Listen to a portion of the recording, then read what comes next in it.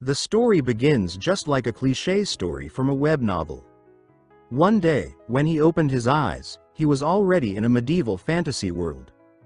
He didn't know how he got there, and even became a mercenary just to survive. He continued to fight in battles, slashing his enemies again and again and again, just to stay alive. After stabbing an enemy, he tries to pull out his sword, but notices his opponent grabbing it with his bare hands to prevent him from taking back his sword in a desperate attempt to block him, so that his companion could kill him from behind. But he gets saved by a female knight, who slashes his attacker before reprimanding him to stay focused and not let his guard down for even a moment on the battlefield if he wants to survive. Heroically mounted on her black steed, she orders her men to blow the trumpets, which signals all forces to charge, intensifying the already maddening battle. Now all he wishes for in this world is to survive. He sits on a rock, exhausted and surrounded by dead bodies everywhere. He gets approached by the female knight commenting that he managed to survive this time as well, hinting that they have been through this multiple times. She cups his face and asks to take a look at his condition, to which he simply looks back with dead eyes. She leans forward, making their foreheads touch, and says that she's just making sure his handsome face didn't get hurt. It suddenly starts to rain and she lets go of him, saying it's all good. She then tells him that she really likes the rain, so they should go east when the war is over because it rains a lot there. And finally asks him not to forget about her. These are the distant memories Aaron triggered by seeing the rain. He leans on the wall and comments that it's raining heavily. Suddenly a guard blows his whistle and orders the others to hurry up so they could catch a culprit before they escape the castle. Two men rush towards Aaron, calling him captain. Seeing that they arrived, he asks about the others' whereabouts, to which the other responds that they'll be here soon. He continues by saying that who would have thought that the gentle Hans would cause such a big accident, to which his comrade says that he always thought Hans was a pain in the ass, and since he was a mage, he couldn't be trusted in the first place. He continues by speculating that he must have made a pact with a demon, which made Aaron pause for a second. The first guard laughs out loud and says that he's talking nonsense about demons just because he's jealous of Hans and lost the nickname, Handsome, to him. This pisses off the former and they continue bickering for a while. They stop arguing when they see Aaron walking away, so they ask where he's going, to which the latter says the headquarters. Hearing them joke about Hans's inevitable demise, Aaron inwardly scoffs and thinks he'll probably be hanged if they catch him. Back at the headquarters, Aaron heads into the guard commander Manuel's office. The commander asks why he's late in reporting, to which Aaron simply tells him that he was late because he fell into a deep sleep. Commander Manuel ignores his comment and says that he heard that he was quite close with the criminal Hans and asks if that's true. Aaron thinks to himself that it is true to some extent. Hans was an unusually intelligent boy at an early age. They remained close even after he entered the Magic Academy, but he responds to the commander by saying no. They barely exchanged greetings as they passed by, since if he says yes now, it will only complicate things. Manuel exclaims in relief, saying that's fortunate, since this incident is not a simple crime. This is an incident related to the Lord's daughter, and Hans stole something that should not be stolen. He continues about the benefits this will bring them if they capture the criminal and please the Lord. After laughing for a while, he looks at Aaron seriously and asks if he understands what he means, ordering him to bring him in, dead or alive. Aaron simply agrees while inwardly finding it annoying since he's almost in danger of losing his head as well because of Hans. After leaving the office, he meets up with the Casertic Outer Fortress Guard Unit 4, who informs him that everything has been set up.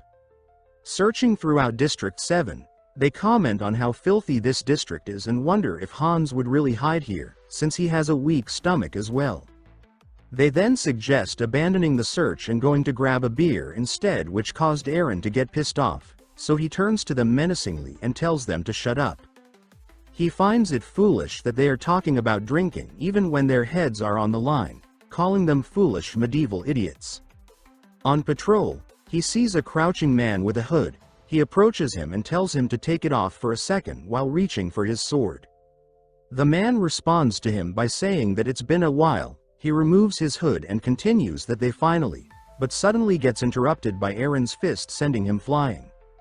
Aaron calls him a bastard with an angry look, asking if he's that one who got caught because he caused some problems.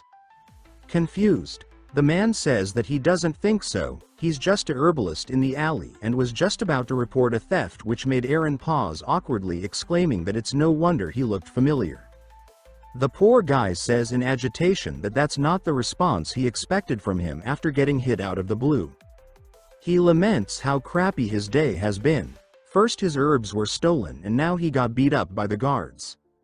He wonders what was so urgent for the thief to just steal some common grimroot. Hearing this, Aaron asks him to wait, thinking that grimroot leaves are used to stop bleeding. So he asks the herbalist where the thief went. A while later, we see a hooded figure clutching his injured arm when suddenly he gets called out as Hans. Aaron, with a sword on his shoulder, asks what's with the look on his face. He's the one who always kept things clean, and now he's pathetically cutting off his own hand. He tells him that it's over now and he should come with him while he's being nice. Hans started mumbling a spell, which caused all the water to start swirling above him. Seeing this, Aaron thinks that it's magic, filthy and huge. He wonders if it's because of the rain. Hans apologizes, calling him brother and saying that he can't get caught yet. Seeing the spell rushing at him, Aaron does his best to defend, but Hans uses more power to amplify the spell. Aaron finds it an annoying coincidence to have to deal with water magic on a rainy day. So he draws a huge breath and lunges forward, determined to just overpower the mage. Hans gets surprised by Aaron's actions and tries to hurry up his spell casting, but Aaron is already upon him, telling him to just shut up and swinging his sword toward his neck. The sword only grazes him, causing a shallow bleeding. He looks up at Aaron, asking him to spare him. Aaron says that he heard rumors saying that he signed a contract with a demon, and if that is true there will be a scar near the heart. He lifts up Hans's shirt to check but finds it completely clean, so he asks him why he did something like that even though he's not a demon's minion. Hans responds by saying that it's gonna be hard for him to understand even if he tells him now, but someday he'll find out. Aaron touches his own face in irritation, saying that he's going crazy. He takes out a potion and pours it on Hans, causing the latter to scream in pain. Turning around, Aaron tells him that it's just a recovery potion, so he should stop being ridiculous and follow him. On the way he wonders if losing an arm for stealing is enough as a punishment, but unfortunately that's not up to him to judge, because in this damned medieval time, it is either innocent or hanging. Reaching a secret exit, he tells Hans to get lost. Hans looks at him with a relieved smile and calls him brother, but Aaron punches him in anger, telling him to stop calling him brother and to get lost. Unperturbed, Hans thanks him again and leaves, and with that, in this small fortress of Kasserdic eastern frontier, Hans has completely disappeared. Handsome Hans, kind Hans, friendly Hans, that's all the names that were used for Kasserdic ladies' undergarments thief. Yes guys, all of that was because he stole panties. Aaron curses, calling him a perverted bastard. In this medieval world where cleanliness, law and ethics are all utterly primitive, he is the guard captain in this damned chaotic world. Back at the headquarters, Aaron's squad is pissed that they couldn't find Hans. They couldn't believe that they didn't manage to find him even after searching all over the fortress. Kale, previous holder of the title Handsome Man, compliments Hans for managing to escape their net. The youngest in the unit, Brig, wonders if Hans used magic to run away since he's a mage. Poole calls him an idiot, saying if everything was possible using magic, why do they even have arms? The sleepyhead of the group, Carter, asks them to be quiet, looking completely exhausted. Vermin, the unofficial second in command, tells them that the search is over, so for now everyone should rest well. Meanwhile, Aaron is in a meeting with a superior called William. Taking a puff of his cigar, Willem greets Aaron menacingly and introduces himself. Constable William, He is someone who can cut off Aaron's neck with just a word or put him in the underground prison for the rest of his life. He is the vertex of Kaserdic's guards. William says that he heard that he was close to the criminal Hans. Furthermore, he continued to patrol the last remaining District 7 all alone, and failed to discover anything. He continues saying that coincidentally, it's an area where the internal guards can't look into, while his aura is menacingly asking if he let Hans go. Aaron calmly replies that there was nothing else there aside from poop, while his own aura asks for evidence to the accusations. William ponders a bit, then turns to the commander of the external guard, who freaks out at being called out. William simply says that the cigars he gave him taste very well and to actually manage to get this expensive item with such a small salary. Hearing this, the commander started stuttering in his reply, saying that he got that from a very distant relative as a gift. William asks if he didn't actually steal or embezzle it, which made the commander's face turn blue and hurriedly denying. He tells him to listen carefully. Anyone in this castle who commits a crime or helps in doing so will die in his hands. Using Aaron's leather guard as an ashtray, he tells him to keep that in mind as a threat. Aaron dusts the ash away and puts on a fake smile, saying that he'll keep that in mind.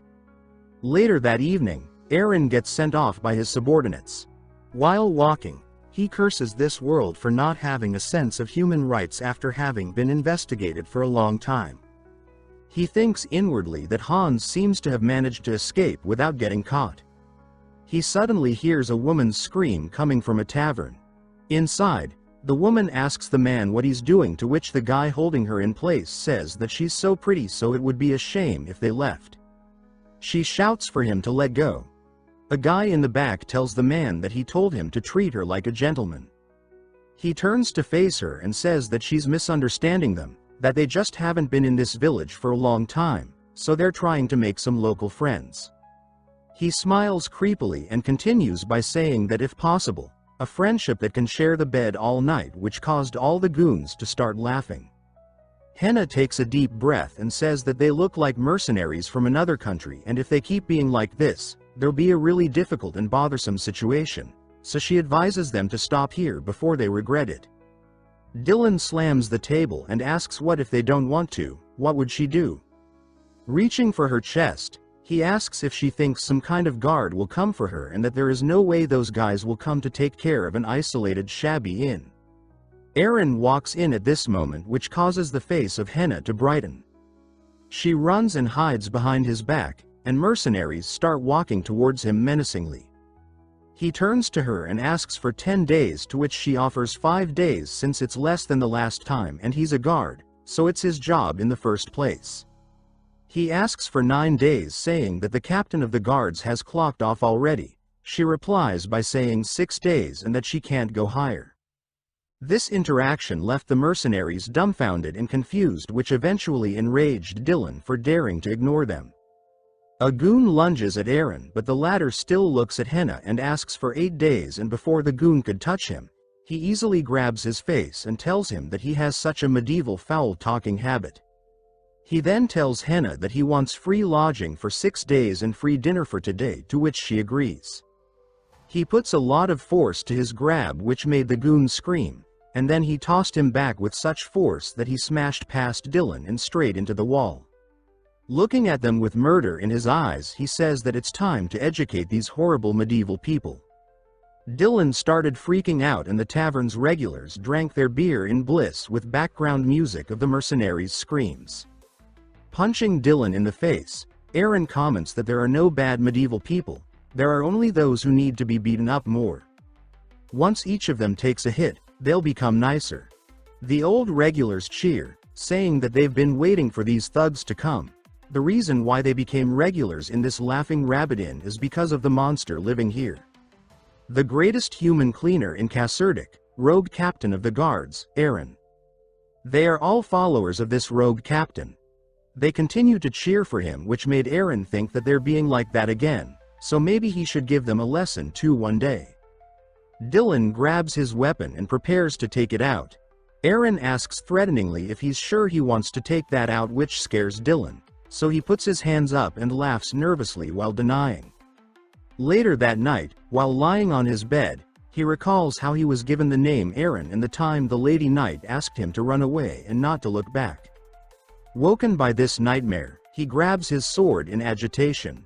The next day during sword practice, he thinks that it's been 6 years since he fell into this world, until when will he be able to maintain this daily routine? Someone suddenly comments that that's a sword with frills. He continues by saying that he didn't know that there was a skilled man in the borders of Caserdic, which surprised him. Aaron looks at him and notices the armor with the symbol of Fenner family and a spiral rapier, which makes this bastard a knight. Knights are a group that handles auras and fights against demons, surpassing the human limits, the sword of humanity. Aaron deduces that he must be the knight from the faraway Bolt Fortress, but wonders why someone like him came all the way to Caserdic and if the Empire sent him. Trying to release the tension, the knight says that there's nothing to be wary of and that he just got excited at his sword skill without realizing it. He tries to ask Aaron if he's a knight of some order but gets interrupted by someone calling for him. They look in that direction and see a beautiful blonde noble lady who seems to be the only daughter of the Fulputs family, Caserdic Lord's family, Vivian Fulputs. She asks Ben how can he as an escort leave her behind, but seeing him with Aaron, she asks if she interrupted their conversation. Aaron kneels down and introduces himself as part of the guards of the Caserdic Outer Fortress and then proceeds to greet her with formality. Smiling brightly, Vivian says that it's nice to meet him and she heard that he had a lot of trouble because of her undergarments last time, so she apologizes for that. Aaron says it's fine, inwardly wondering what's the reason that young Lady Vivian is being escorted by a knight from Bolt Fortress. Turning around to leave, she pushes Ben, saying that they'll be on their way since it seems Ben has interrupted his training. She urges him to continue working hard for the security of Caserdic Fortress. Looking back, Ben finds it strange that Aaron is a simple guard member, feeling sure that he's a knight. Aaron looks at their retreating figures in silence and thinks that there's something fishy going on, but it's none of his business, so he'd better just head to work. Later, Manuel shouts loudly in anger for Aaron to come see him, which made Aaron wonder what happened. Shouting furiously, Manuel asks if he lost his mind, since he told him to be selective about who he hits. He asks why he turned the mercenaries that the inner fortress hired into corpses and tells Aaron to go solve this matter himself this time and come back. Aaron couldn't believe that those bullies are mercenaries hired by the inner fortress, and on top of that, the official in charge is. He knocks on the door and gets an angry shout to come inside in response. Going in, he asks if she's looking for him, to which Nova angrily exclaims that it's him again and asks what kind of guard captain causes trouble all the time, and if he doesn't think his job suits him, he should just quit it quickly and not make it difficult for many people. Aaron thinks that it's as expected from Nova, the best officer that has a babbling spirit. However, he also has a plan for this time. Thinking back to the lesson on how to win a woman's favor from his popular subordinate, which is to first keep a soft smile on his face, he puts on a stiff smile and calls out to Nova. The second thing is to give the woman some sweet, specific compliments, to which Aaron says with a smile that could scare a ghost that today, her plump hair looks just like a perfectly ripened orange and it makes him want to taste it right away. Even the imaginary Kale thinks that something went wrong here. This completely pisses off Nova, making her wonder if he's gone completely insane. Getting a headache, Nova says never mind since dealing with him just gives her headaches, to which Aaron thinks that he succeeded. She tells him that the mercenaries that he knocked out yesterday were originally meant to be sent to Bolt Fortress. Aaron responds by saying that those guys were more like piles of dung than mercenaries, so even if he sent them as they are, they'd still serve their purpose, to which Nova angrily tells him to shut up. She continues by telling him that since it had come to this, he'll have to fill in for those mercenaries, no refusal, she'll provide compensation and it's all his mess to clean up. Aaron agrees but asks what's going on. Later on the carriage escort, Aaron thinks that there are a lot of people here for a simple carriage escort. Moreover, most of the escorts seem to be other mercenaries. It's like they're gearing up for a battle or something big. He doesn't have a good feeling about this mission. He asks the guy behind him who will ride the carriage and notices that it's Dylan, the mercenary from earlier, calling him a weasel. Dylan retorts that he's the monster and that he's stronger than he thinks. Aaron threateningly says that his friends are still on the brink of death and asks if he got hit less than others since he's fine, to which Dylan calls him older brother and says that he can call him a weasel. A mercenary up ahead asks his companion if they're gonna be camping on their first day since the sun has already set, to which the latter says that he heard that they'll be staying in a small village nearby. Hearing this, Aaron thinks of a certain village. Later, when they reached N Octeville village, some people started commenting that it seems the entire village is empty. One guy asks if everyone ran away together, to which another says that seems so, but he thought it wasn't a bad harvest year or anything. A hooded guy interjects, wondering if it's the work of demons or something like that, and his companion shushes him out, telling him not to say that. Looking back, Dylan sees Aaron heading in a different direction, so he runs to him asking where he's going and to go together. While inside the carriage, Vivian seems to be looking at them. Following Aaron from behind, Dylan continues asking where he's going and if there's something going on in this village, as well as the whereabouts of the villagers.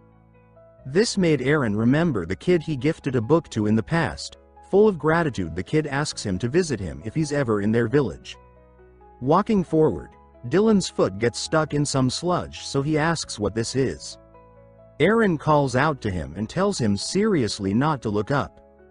When he subconsciously looks up in confusion, he sees the whole street filled with crucified corpses, which shocked him greatly. Someone suddenly calls out to Aaron. When he turns back, he sees Vivian asking menacingly what he's doing here, which surprised him because of her sudden appearance at this place. Later on, the mercenaries are joyfully cooking dinner, which made Dylan ask how they could eat after seeing those corpses and wonder which crazy bastard did something like this. An old man interjects, saying that it was a sacrifice. What they found is a kind of ritual where humans are offered to demons. He then proceeds to offer them some wine since they haven't eaten yet. Aaron rejects the wine, saying that alcohol dulls his senses, while Dylan happily accepts, saying that he never turns down a drink, which made Aaron tell him that if he throws up again, he'll kill him. The old man introduces himself as John, the commander of this convoy. He asks if they are mercenaries since he hasn't seen their faces before. Aaron introduces himself, saying that he's not a mercenary, just doing some part-time work. John tells them to make sure to eat and sleep well whenever they can, since this journey may be tougher than expected, which confuses Dylan. Someone suddenly says to look over there, and they see Vivian with her entourage. They say that she's called the Flower of the East, to which Dylan comments that he saw her earlier too and that she's really beautiful. John says that he had a feeling that this wasn't just an ordinary escort mission, but he didn't expect that Lady Caserdic and her knight to be in that carriage. This reminded Aaron of what happened earlier when he asked her why she was there, to which she says that she's just out for a little outing since it was suffocating to stay inside the castle all the time, so she's heading to Bolt Fortress on her father's suggestion. Aaron asks if she's talking about the Lord when saying father, to which Ben suddenly interjects, saying that knowing too much comes with heavy responsibilities and he only knows what's appropriate for his position. Back to the present, John says that he seems oddly calm and a demon might appear, so doesn't that scare him? Aaron calmly responds by saying don't they have a knight on their side? Knights are trained solely to fight demons, they're the Empire's elite force. He continues saying that as long as he has this sword, with even the slimmest chances of survival, he's always made it out alive, unfortunately, though. John says is that so, and wishes him luck. Later that night, Aaron picks up a book which reminds him of the village boy in the past. He asks if it's fun, to which the boy says yes. Looking at this book, Aaron exclaims that it's been a while since they last saw each other, so the boy, Horn, must have grown taller. Someone suddenly jumps at him from behind and Aaron reflexively counter-attacks. Looking at the assailant, Aaron finds a zombie which quickly gets up and attacks once again. Aaron slashes with his sword, killing him easily. Looking at the corpse, he wonders what the hell is this? A zombie? And where did it suddenly come from? But before he could finish the thought, the sound of a scream rang out. Turns out to be Dylan screaming and fighting desperately against a zombie. Aaron quickly saves him, decapitating the zombie easily. Seeing Aaron, Dylan gets overjoyed. He gets down and hugs Aaron's thigh, asking in tears where on earth he's going at this hour, leaving him behind. Aaron tells him to stop freaking out for a second and asks where everyone else is. Dylan informs him that they're completely fucked, the mercenaries, the soldiers, everyone fell asleep and won't wake up. It's like they've been put under some kind of sleeping spell. Aaron suspiciously wonders if it's magic. How come only Weasel and him are fine? He then remembers the stew that they skipped, and deduced that they must have drugged it, and since it wasn't poison but a sleeping agent, their goal is to capture someone alive, who is probably Vivian. Dylan's stuttering brought Aaron back from his thoughts. He asks Dylan what's up and Dylan, looking at the horde of zombies, tells him that they're fucked. The zombies start shrieking and rushing towards them and Aaron calmly says that it's time to come out. He guesses he'll warm up with these slow-ass zombies before the real game starts.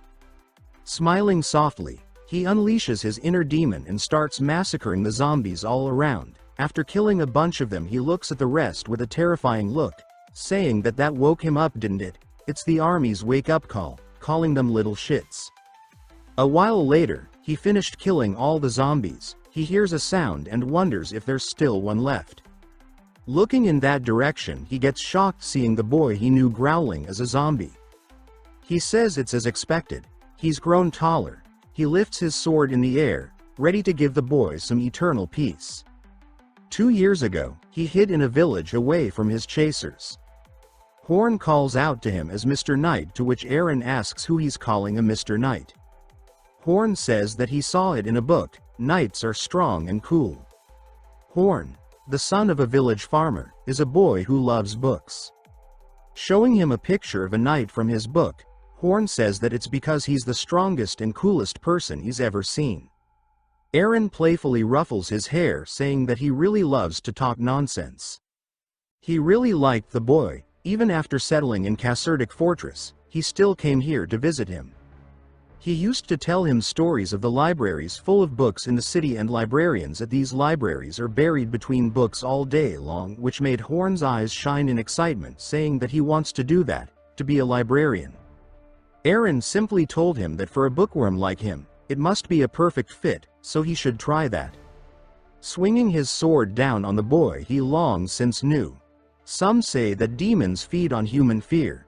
He recalls the time Horn came to him beaten and bruised. He asked what happened to him, and the boy responds that he got a bit of beating from his father when he told him that he wanted to be a librarian.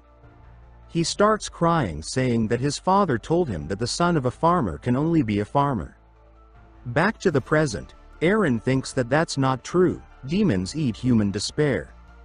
Unable to finish his sword swing, he tosses his sword to the side and bends down and hugs the zombified boy. He tells him that he's not a knight, he's just a fortress guard captain. Dylan comes back and calls out to him, telling him that he woke up all the guys who were just sleeping around. He tells the men to kill the zombies and they all rush forward. Aaron puts Horn gently on the ground and covers his eyes, telling him to just rest in peace, and he hopes that nothing more will happen after death. Suddenly an explosion occurs where the young lady is staying. Aaron picks up his sword and stands up facing the burning building, vowing to Horn that he will avenge him. Inside the building, all the servants are getting killed. Ben stands up with an injured arm, a sword still stuck within. He says that due to rumors that someone is targeting the young lady at Caserdic Fortress, they were secretly heading to the Bolt Fortress. Pulling out the sword, he continues saying that the rumor is true, but he never expected that he'd even target a secret procession like this. However, holding a sword to protect a lady is the happiness and romance of a knight, he says. Even if the opponent is a wicked demon, it doesn't matter. He tells the demon to therefore step back now, calling him a disgusting fellow. The demon simply replies that he's a knight that likes to yap, but even if he tries to buy time with that nonsense, his wounds won't heal quickly since it was a dagger coated with a vicious poison. Besides, he must have eaten the stew as well, so thanks to the effect of the poison his mind must be foggy. He finishes by asking if he thinks he has a chance in that condition. Ben grits his teeth and says of course. He tells him that his actions are just as vile to him, maybe it's because of his ugly appearance. This pisses off the demon, who lunges at Ben saying that he better be careful with his words. Ben blocks with difficulty, thinking if it's about half of his full skill level and his aura is barely noticeable. However, that demon still only has demonic erosion on one arm.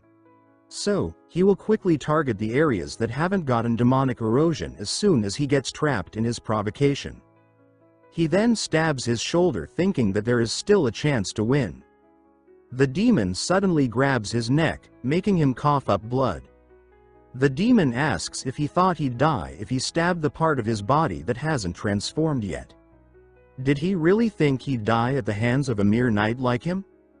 Ben struggles to even breath, when he suddenly sees Eren swinging his sword behind the demon saying that he came to avenge Horn, so he should accept it as he likes. The demon shouts in pain and surprise, asking who dares. He then swings his transformed arm back at Eren, sending him crashing into the wall. The demon screams in pain asking what the hell is that, and because of some bastard who isn't even a knight, he ended up wasting precious blood. He thinks inwardly that before they run out of the blood offered as a sacrifice, they need to hand over that woman. Eren stands up with the help of his sword saying, Horn who's turned into a zombie. He lunges at the demon shouting that this revenge is for him. He brings his sword down and clashes with the demon, but the monster's strength sends him back again. Even so, he still managed to inflict damage and cause the demon pain. He stands up again, telling the demon to heal up quickly, and every time he recovers, he'll just cut him down. The demon screams in pain and agitation, cursing Eren and calling him a little fly-like bastard. He then notices something and thinks that this is bad. It has already started sucking his blood, and at this rate he'll be completely consumed. Eren smiles deviously, saying what the hell, he thought he could take a hit or two, but he's nothing but a weakling. This made the demon grimace in anger. Eren jumps at him again with his sword and the demon desperately blocks with his arm. He calls Eren a crazy bastard and asks who the hell is Horn to him to go this far, inwardly wondering where's all this strength coming from when he's not even a knight. Eren's danger senses suddenly kicks up, so he quickly turns around and blocks a sword strike coming from his back. Turns out, it was John, saying well you are not just big huh. Eren responds by saying that he was wondering when he'd crawl out. John says that he's sharp too, looking like a bear, but inside, he's a real fox. Eren blocks the attacks and says that since the villagers were sacrificed and he showed up right on time, he couldn't help but suspect him, the one in charge. John shouts that if it weren't for him, it would have been over by now. While the two are fighting, the demon takes this opportunity to recover and tries to chant a healing spell, but a voice tells him that it's too late and that his body is no longer needed, and the demonic erosion starts spreading throughout his body rapidly. He shouts in pain and desperation for him to wait, saying that he'll offer the blood now, but the voice says that he found a more delicious-looking body. Eren's sword breaks suddenly after a series of clashes with John. He curses at the cheap sword, wondering if it got dull fighting the demon. Seeing an opportunity, John thinks it's over, so he lunges at Eren shouting for him to die. Eren, unperturbed, shoves the hilt of his sword into John's face, knocking him out. John curses inwardly, thinking this kind of guy wasn't in his calculations. Eren turns his attention back to the now fully transformed demon, saying that in the end, he got completely devoured by the demon. The demon smiles creepily, and says to Eren to answer him, calling him a pitiful creature. He says that this great being will take him from now on, so what will he do? He doesn't even have the strength to swing his sword and he's not even a knight. Eren lunges at him regardless, while the demon calmly asks what can he possibly do. Eren grabs onto him and suddenly and viciously bites off the huge eyes of the demon, thinking that he still has the strength to tear apart his huge disgusting eyes. The demon laughs uproariously, calling him impressive. Eren is then taken back into a distant memory, where his previous comrades are bickering. Gladiator Golgai and Gambler Wei, Mage Avery and the female knight from before. The comrades from his mercenary days. The commander suddenly grabs his shoulder, his face blurred, swords and arrows stuck to his bleeding back. He asks Eren if he hasn't forgotten, right? That he must survive at all costs. The demon joyfully says that he is truly delicious. Later on, Eren finally wakes up. Ben asks if he came back to senses now. Eren replies by saying that it seems he's still alive. Ben says that that should be his line. He thought he had already died since his presence was getting weaker and weaker. Checking his body, Eren is surprised that it's perfectly fine. Ben tells him that he found him unconscious when he woke up. Eren wonders what happened, and now his memories. Ben continues saying that however, the demon was also lying next to him and asks to confirm if it was his doing. Eren apologizes, saying that he doesn't remember anything at all, but as long as it's dead, the method doesn't really matter, does it? He asks Ben what does the reckless young lady have to do with those demons. She looks like she doesn't know that her life is on the line and is just sleeping comfortably. Ben replies with a smile that that wouldn't be his business, to which Eren playfully agrees. Ben continues by telling him that anyway, they're really indebted to him on this matter, and proceeds to formally introduce himself and thank Eren sincerely. Eren simply says no worries. Later on, they burned all the corpses in the village, and looking at this, Eren thinks that they sacrificed an entire village to summon a demon, and all because they wanted Lady Casserdic's life. Thinking that it gives off an unusual smell, he turns his back to the burning corpses. Once all the bodies were cremated, the procession turned around and returned to Casserdic. They also agreed to say that Ben was the one to take care of the demon. Since it was just the two of them who saw it, he thought that it would also be more convenient for him. Because if people found out that he came in contact with a demon, there is a high chance that the situation will escalate and the church will end up conducting an investigation.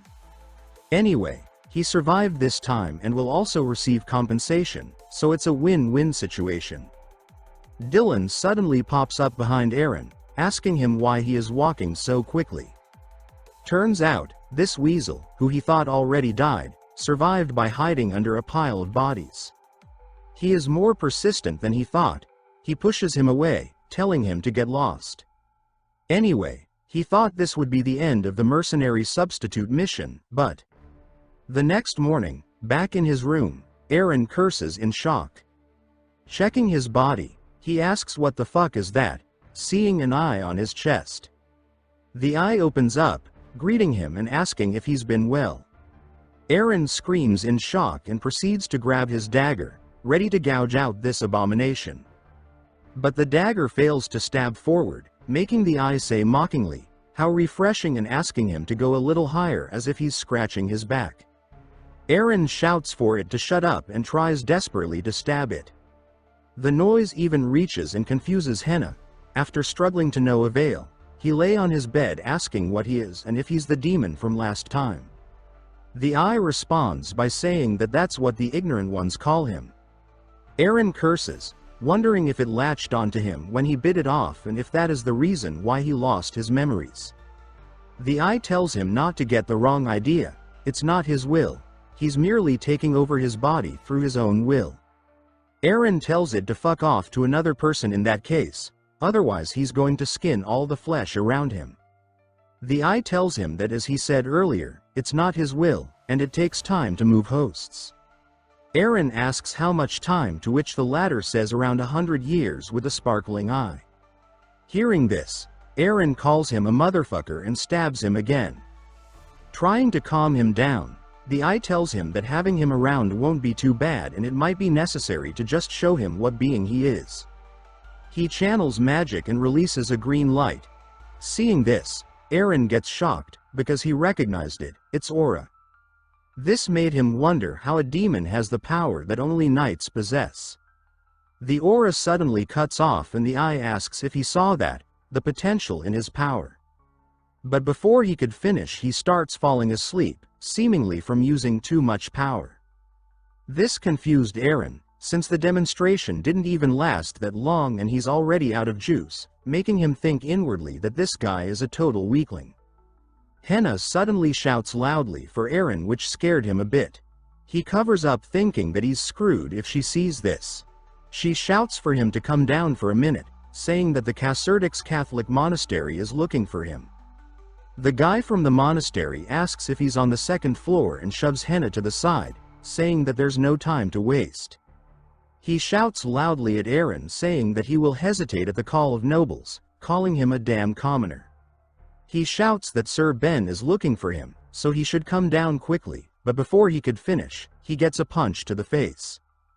Turns out, Eren knows these guys, saying that he still has that ugly face on him, Jace the Halfie. He tells him that he'll be ready soon, so he should just lie down there for a bit. Jace clutches his bleeding face, calling Eren a crazy motherfucker. On his way out, Henna asks if he's going out and tells him with a seductive tone to come home early, saying that she recently learned a massage that'll make him feel good, and she'll do it if he pays 50 copper, to which Eren nonchalantly says that he doesn't need it and leaves, dragging Halfie behind him. She tries to reduce the price to 40 coppers but just ignores her. Walking down the street, Eren thinks that got scared, but turns out it was just Ben who called him. He wonders if he's gonna give him a reward for defeating a demon. Back when he woke up after the battle, Ben asks if he's alright, and asks if he knows about the glorious achievement of defeating a demon, and asks if he's sure he wants to let him have that title. Eren tells him that doesn't mind, since he doesn't want things to become noisy, and if he feels bad for him, then he should share some of the rewards. Ben accepts, saying that if he ever receives a reward, he would definitely call him over. He thinks that he's pretty sharp for a guard.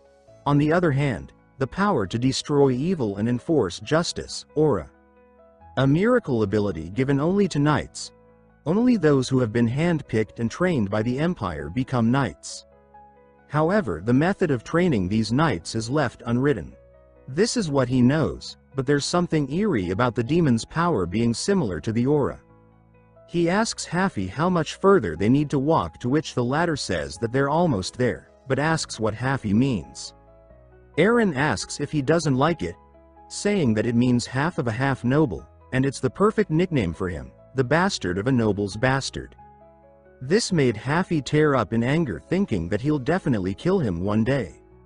Reaching their destination, Eren gets surprised seeing that their destination was the Solar Church Hall, but the problem is that he has a demon in him right now. Inside the church, Ben greets him warmly, saying that he's been waiting for him. He comments that Eren seems startled because of his sudden summoning, to which Eren inwardly retorts that it's because he's scared he's gonna be exorcised. The Eye murmurs that this place puts it in a bad mood. Ben then introduces a priest of this church, Priest Blian. Blian greets Eren politely. Ben then introduces the next person, who is Joanna the Inquisitor. He tells Eren that they are both renowned for their deep religious faith. Eren looks at the Inquisitor and wonders why she's staring so intently at him.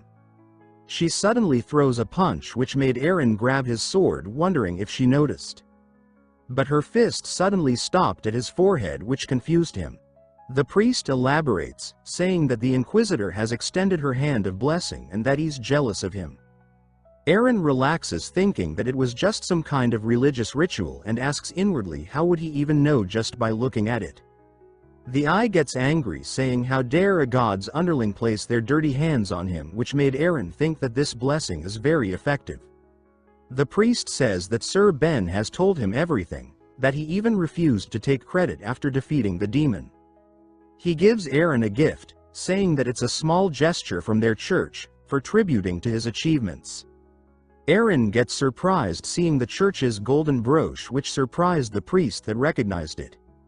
Eren asks if it's really okay for him to accept such an important item, to which the priest laughs and tells him to take it.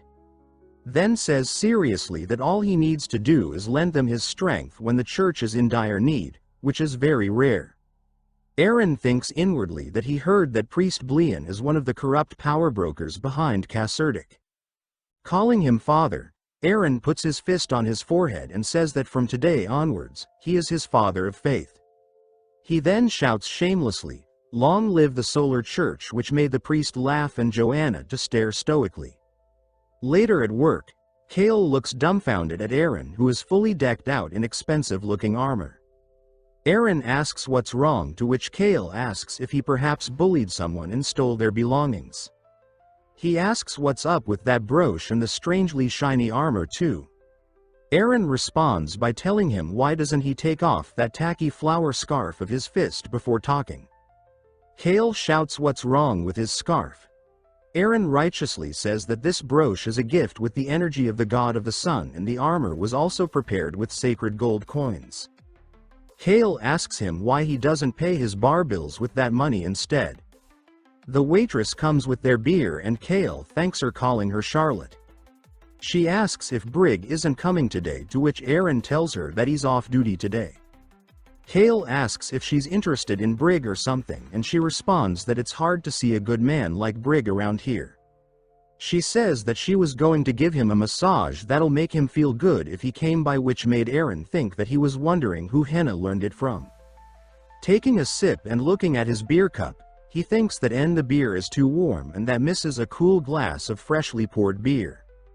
Thinking of something, Charlotte turns to them and asks if they heard that it seems like a group of scammers has appeared lately.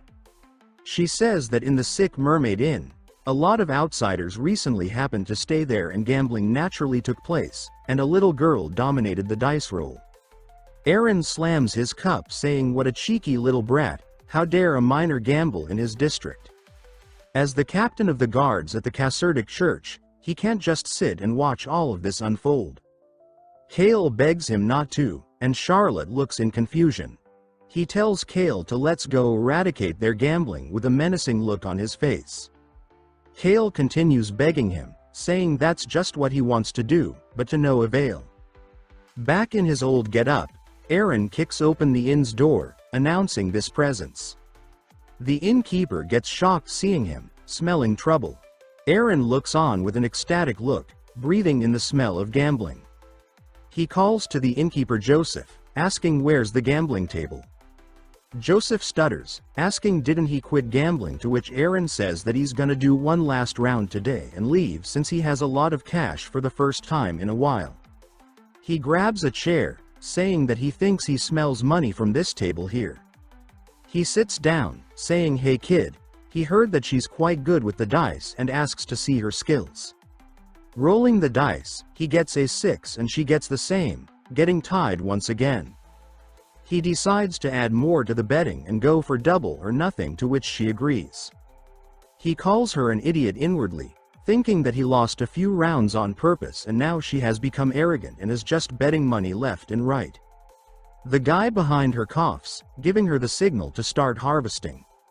She thinks that there's nothing he can do, since he wouldn't even dream that she could change the dice at will with magic. She apologizes sarcastically inwardly, thinking that she'll just suck up every last penny of his, but he suddenly tells her to stop and asks if she's trying to cheat through magic, which shocked her. She jumps up in agitation, asking for proof. He responds that of course he has proof. She would have given him a 4 and the number she will have would have been a 4 too, in order to end this game, isn't that right? She gets shocked by his dedication. He lifts the cup, revealing a 4 and saying that she's been sitting here writing a whole scenario, so he says he bets all his money and his hand that she used magic.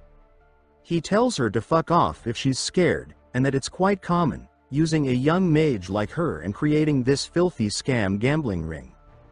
The guy behind her draws his sword, saying that he thought he was an idiot, but he knew who they were all along, but he guesses that that would make things shorter.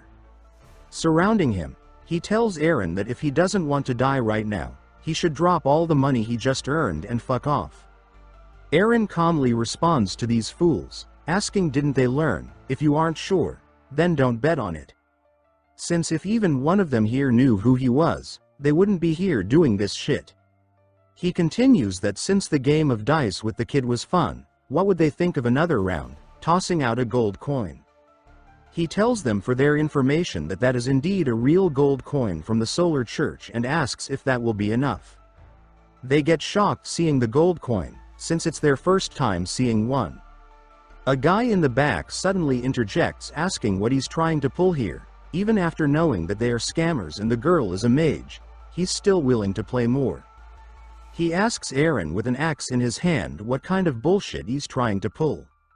Aiden interrupts and curses at him, asking why do the world's biggest gambling ring scammers talk too much, and asks if he's scared. This angers the thug, so he slams his axe heavily and says that he'll bet all this money and this money in the girl's hand. He threatens the girl, telling her that if she fucks up this round, she'll lose her hand. Aaron tells her that she should have gone to a magic academy or something. Why'd she have to be roped in with these bastards? He asks if magic didn't fit her when she learned it, or was she poor? Was she trying to earn money in order to go to a magic academy? Removing her hood, she tells him not to assume her situation when he doesn't know anything. He nonchalantly agrees, inwardly thinking that he was right, judging from her reaction. The thug thinks that he was wondering where Aaron was getting all this courage from, but looks like it was all to stall time. He thinks that as long as he knew who they weren't planning on letting him go alive, from the moment he lifted that cup. Unperturbed by the atmosphere, Aaron suddenly asks if she could make a beer cold with magic, which confused her, but she still answers that she could. But why is he asking that all of a sudden? Aaron looks at her with a glint in his eye and says okay, pass in. They throw the dice. The dice game is a game where 2 dice are shaken in a cup, and when the 2 numbers are added together, the person with the highest last digits wins. The thug shouts what he thinks he's doing and lunges at him with his weapon. But Aaron swiftly counterattacks with a heavy punch to the face. The dice game is also known as the warrior's bet. They say that a person who is followed by the muon will never lose. He slashes at the thugs and their leader jumps at him, shouting for him to die. He swings his axe down, thinking that he got him good this time. Aaron calmly asks if he isn't even embarrassed. Grabbing the handle of the axe, he continues asking how can a bunch of grown adult men use and live off a little girl. Calling them little medieval bastards, he grabs the guy's neck and squeezes hard, saying that they should be ashamed of themselves. One of the thugs, seeing the unfavorable situation, uses dark magic to rush at Aaron, but Aaron notices this and says with a smile that he's not bad, since he would rather die with his friend than live in shame, doesn't he? He shifts places, making the thug stab his own comrade, which shocked him. Aaron then grabs his face, shocking the little girl greatly, thinking that he defeated everyone with his bare hands. Kale says with a smile that he always ends up in a fight if he plays the dice game. Looking at the falling thugs, Kale recognizes one guy as the knife-wielding Shaq, a wanted assassin from the town next to them. Aaron calmly says that that's none of his business. He turns to the girl who is hiding, calling her fridge kid. She gets scared seeing him approach and starts crying and begging for him not to kill her. He asks what she's on about and asks if she wants to earn money. He tells her that if she makes him a cold glass of beer every day, he'll introduce her to a job that will guarantee he room and board until she enters a magic academy. Stretching his hand, he asks what she thinks and if she wants to come with him. She looks at him in surprise and finally reaches out. The next day, Aaron is training when the girl calls out to him. He exclaims by calling her mini fridge, which confuses her since she's unfamiliar with the term. Holding a beer on a tray, she tells him to drink it. He thanks her, grabs the cup, drinks it, and then exclaims in delight that hits the spot. Patting her hair, he asks how old she is, to which she says she's 12 years old with a slight blush on her cheeks.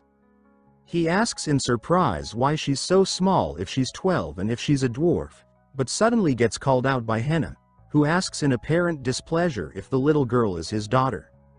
Aaron gets stupefied by this question that came so out of the blue and then responds that she's just a mage he found off the streets and asks isn't she short on manpower anyway, so she can just consider it as if she has a new employee and treat her nicely. Hearing this, she suddenly hugs the little girl, startling her and saying that there's no way such a cute kid would be Aaron's daughter. She asks the girl if she had a hard time until now because of adults and says that this older sister will protect her from now on, then asks for her name. The girl answers in shock and confusion that her name is Kana, Henna says what a pretty name, but then asks with a creepy look on her face that Kanna cannot see how many of these cold glasses of beer can she make a day, then says she's not asking for much, maybe just 300 glasses. Seeing this, Eren turns around and says that he shall head to work now. The routine of Eren's day as a guard captain goes something like this. First, greeting the boss, who begs him to stop hitting people. Second, patrol the market to maintain order within the fortress, where Eren just takes anything he wants in the name of checking its state. And then tells the shopkeepers to pack him more for free on the side. After he leaves, the shopkeepers curse at him but eventually let it go since it's thanks to him that there are no thugs in the market. And last of his daily routines is to do external entrance checkups for a clear investigation, where in reality Eren just extorts smugglers for gold and gives his squad a share. Standing at the city gate, he exclaims that it seems like there are no visitors today. Some guy approaches him from behind and says carnelian flowers never wither, which seems to be a code of some sort. Eren asks what is it and if Scar sent him again. The guy hushes him, telling Eren not to speak his name carelessly, he who is the shadow of the Caserdic fortress. Annoyed, Eren tells him to shut up and just tell him what he's here for. The guy says that apparently there have been a lot of outsiders entering Caserdic recently and quite a few of them are pretending to be merchants and are acting suspiciously. He hands Eren a letter, saying it's from the King of Shadows and telling him to read it. The letter says that it's been 3 days since they entered the fortress. They aren't leaving the fortress and are trying to hide their presence. However, they cannot trick him, the King of Shadows, Scar. You who remember the oath, while you, Eren, were in the sun. Reading this nonsense up to this point, Eren crumbles the letter and throws it away like garbage, saying what nonsense is he saying and he's busy right now. The guy tries to catch the letter in a panic, saying the letter from the King of Shadows. Eren turns to him and tells him to go and tell Scar that he doesn't have time for his little games. The guy starts tearing up asking how could he say that, to which Eren tells him to stop fucking around and get lost already. Eren thinks inwardly that if the number of outsiders increases in this remote and rural place, it would just be good for their economy, so what could even happen here, thinking that Scar is being too dramatic. He suddenly sees a carriage approaching and calls for Carter to wake up since it is time to make money. He approaches the carriage and tells them to stop. But when he sees the person driving he gets tense, thinking that he looks hella suspicious with his vibe and wonders if he should arrest him. Carter on the other hand joyfully approaches the man, calling him Dornoa. He introduces the man to Eren, saying that he is Dornoa and he was transferred from the upper part of Mozark to Caserdic branch. He first saw him at a security checkpoint a while ago. Laughing with the same bad vibe around him, Dornoa says so this is the guard captain and that he thought he was a knight because he was so handsome. He takes out a pouch of silver coins, saying that they work so hard day and night. Seeing this, Eren thinks, look at this bastard, but laughs and tells him to call him brother from now on, thinking that he is such a nice guy. Carter asks Dornoa if he has the thing he gave him last time, to which the latter says of course and gives him a bottle of suspicious purple pills, making Carter's face light up from joy. He thanks Dornoa, saying that he's knocked out after taking these, which made Eren pause. Carter gets frightened seeing this and hides the pills, begging Eren not to take these pills away from him. Eren simply tells him that he's not going to, and who does he think he is? He turns to Dornoa and says that anyways, they have to check all things that enter the fortress. He puts his hand on Dornoa's shoulder and asks if he doesn't perhaps have any suspicious things. Does he? To which the latter nervously denies, saying that if he had something like that, he would have given him more entrance fees. Eren suddenly noticed a tattoo at the back of his neck when suddenly, Carter, who was checking the carriage, loudly gags and asks what's all this and calls for Eren to come check it out. Looking inside, Eren sees a pile of mutilated and decaying goat carcasses. They exclaim that it is goat carcasses, but seem to be in very bad condition. They're all already decaying and there are maggots everywhere. The carriage and meat are going to start rotting at this rate. Eren turns to Dornoa and asks what was he planning to do with all of this. Dornoa stares with an intense look and says nothing, making Eren think that he's suspicious as he thought. Dornoa suddenly puts a big bag of coins in Eren's hand, saying that the butcher he usually traded with died in an accident, so he had to bring them here at this stage, to which Eren joyfully laughs, saying that's too bad, and thinking that he's too nice. He lets him pass and welcomes him to Caserdic. After going past them, Dornoa says how stupid and that he'll make this place a living hell very soon. Looking at his retreating figure, Eren asks Carter if he said his name was Dornoa, and he wonders if that guy likes high places, which confused Carter. He thinks of the content of the letter from earlier about people acting as merchants and being suspicious. He smiles confidently and says inwardly to Dornoa that he'll have to take good care of himself, because in this damned medieval time, it's either innocent or hanging. Later at a tavern, Eren is drinking with Brig and Vermin, when Vermin asks Brig in annoyance if Charlotte really asked him on a date. Brig scratches his hair embarrassingly and confirms that she asked him to go watch an execution together. Eren thinks that Charlotte's actions are remarkable, while Vermin trembles in anger because even people like Brig are going on dates while he's left to dry. Eren wonders what's with the location of their date. Does Charlotte think an execution is a cultural festival or something? He pictures the execution scene in his head and curses these uncivilized medieval bastards. Brig continues saying that he's planning on gifting her his mother's homemade bread, which caused Eren to choke and Vermin to look at him dumbfounded. With trembling hands, he asks Brig if the bread he's talking about is the dog shit fish bread his mother makes. Thinking of this bread, Eren and Vermin both foam in disgust. Vermin then gets on the ground and starts vomiting, confusing Brig. Seeing their reaction, Brig shouts what's so wrong about fish bread and says that it's very popular in Brigton Kingdom, his mother's homeland. Eren asks if everyone in Brigton has their noses and tongues messed up.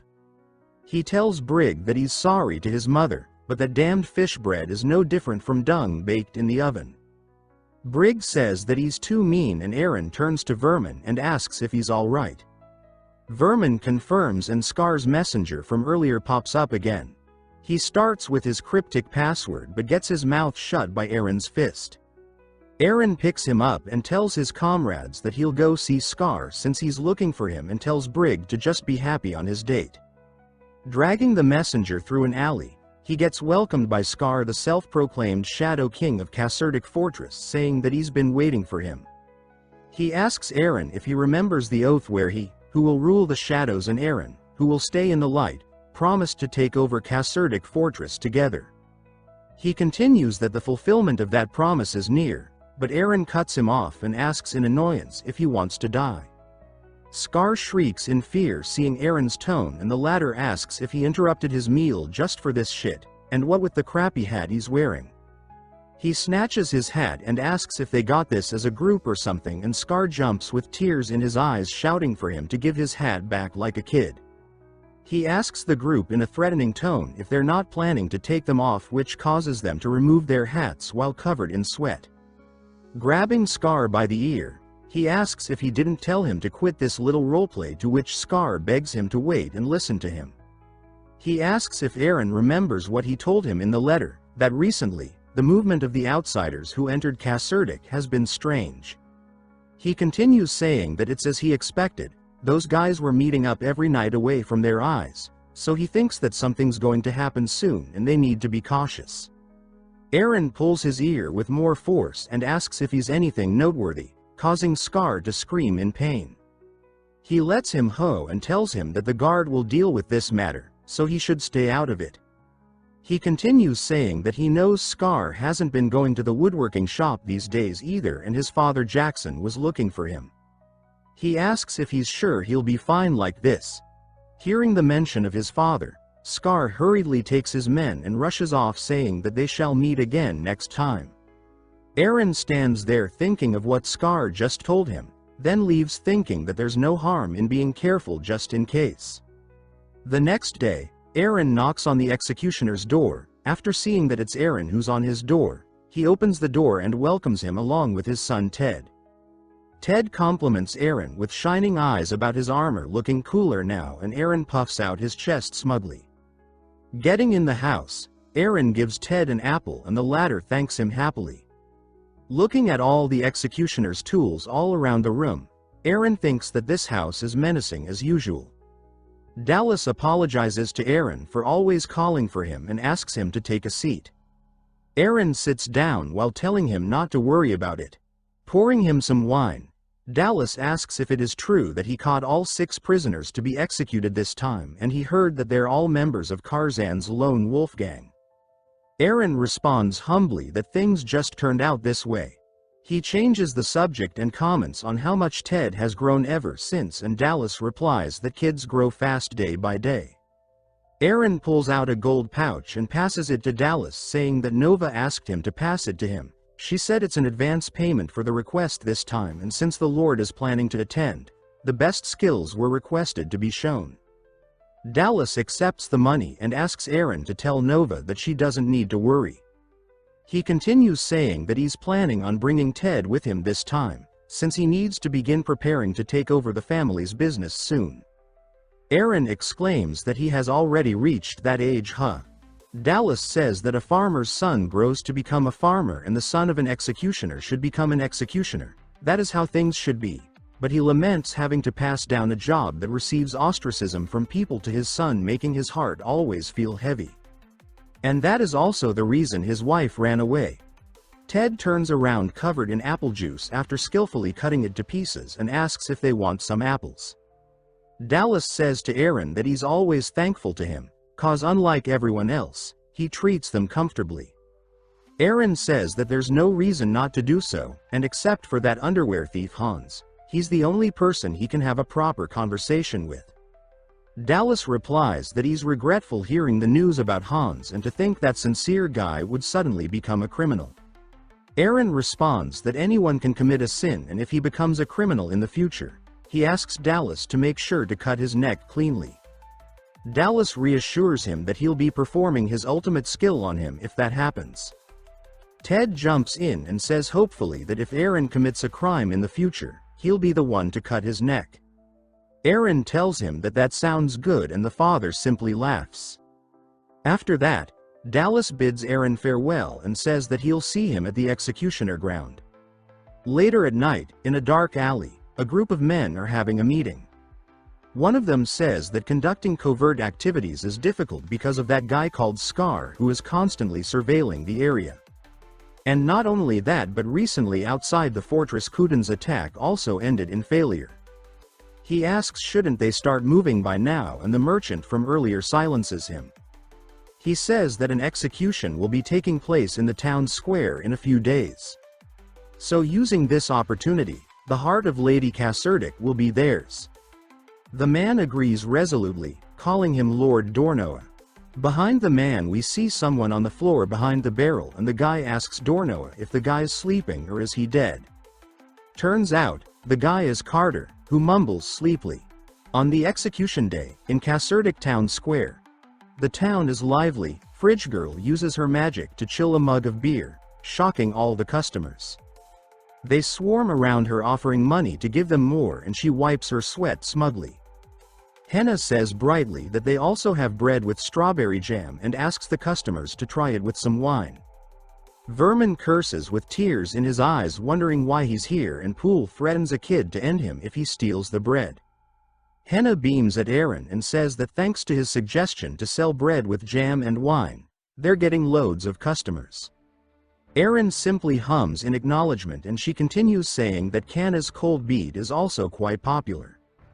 Aaron says that supposes so, and thinks that even if he explains that it's marketing that uses association, she wouldn't understand. He ponders inwardly and thinks that these uncivilized medieval people even dip their bread in the blood of the death row inmates. Henna then asks him why he took Kanna, into which he replies simply that he just wanted a cold glass of beer. She says confidently that she knows that that's not the only reason, since it's rare for him to show interest in anyone. Aaron ponders and wonders what he should say to this question. He recalls Korea with its vibrant city lights and bustling streets. He remembers a shivering cat in the rain and responds to Henna saying that he once took in a stray cat off the street and raised it. So he guesses that Kanna reminded him of that cat. She asks dreadfully if he really took in a cat, and Vermin suddenly calls out to him and asks tearfully why are they here when their unit is on break. He asks Aaron if they're really here just to sell bread and alcohol. Aaron says that a concerning information came in recently, so he should just think of this as undercover work and report back right away if he spots any suspicious people. This news surprises Vermin and he beams in excitement at the mention of an undercover mission. Aaron asks why is it only him and Poole here today and where are the others. Vermin replies that Brig is talking with Charlotte right now. Kale is obviously with Rosa and he can already tell that Carter is sleeping. Carter is indeed sleeping in his room with the suspicious medicine in the background. Later, down in the jail cells, Aaron sees Ted and calls out to him. The latter turns to Aaron joyfully and Aaron asks him what he's doing down here. He replies saying that their guests looked nervous, so he was calming them down.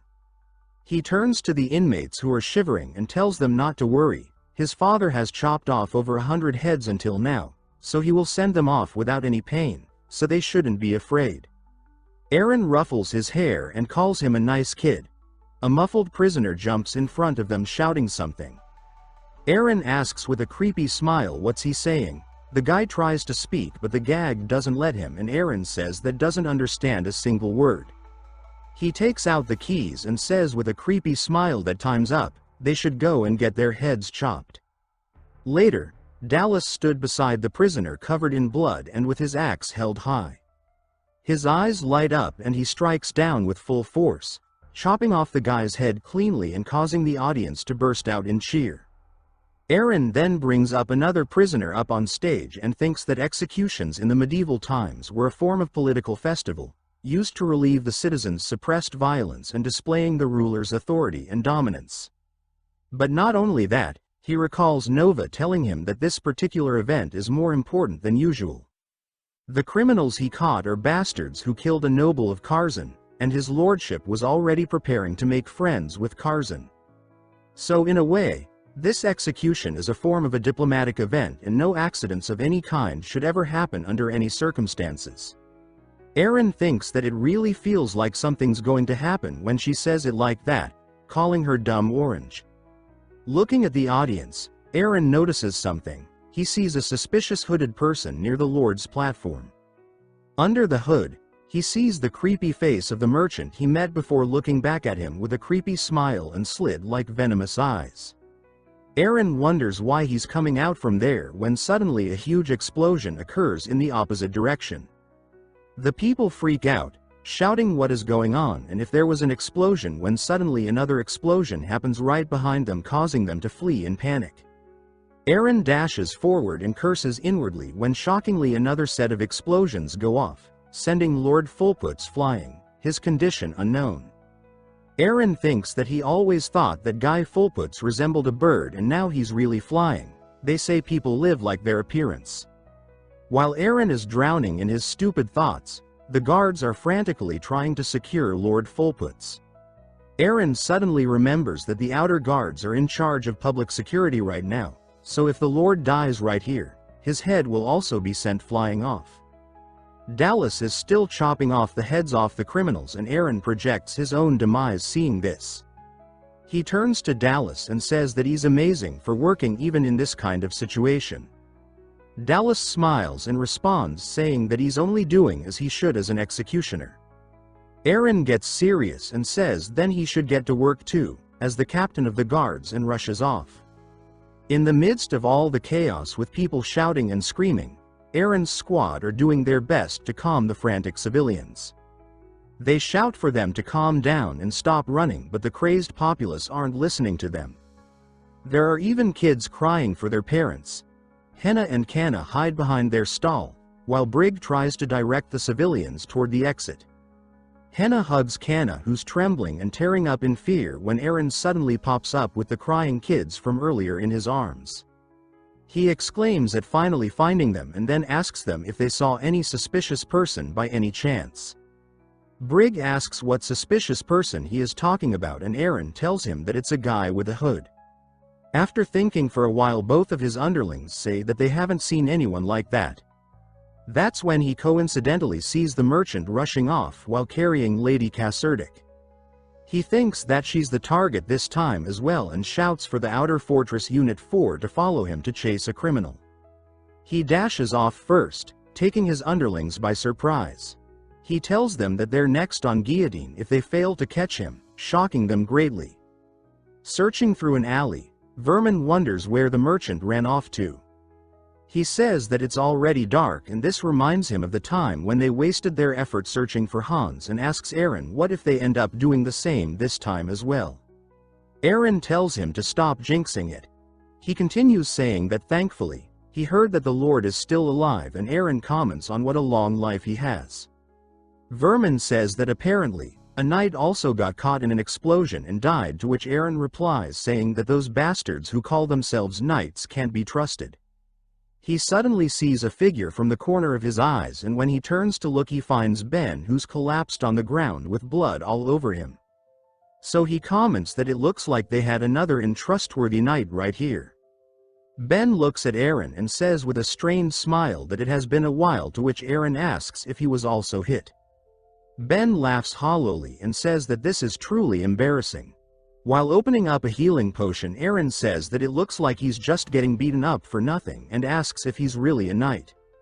Ben replies by saying that he let his guard down and the criminal turned out to be a dark mage.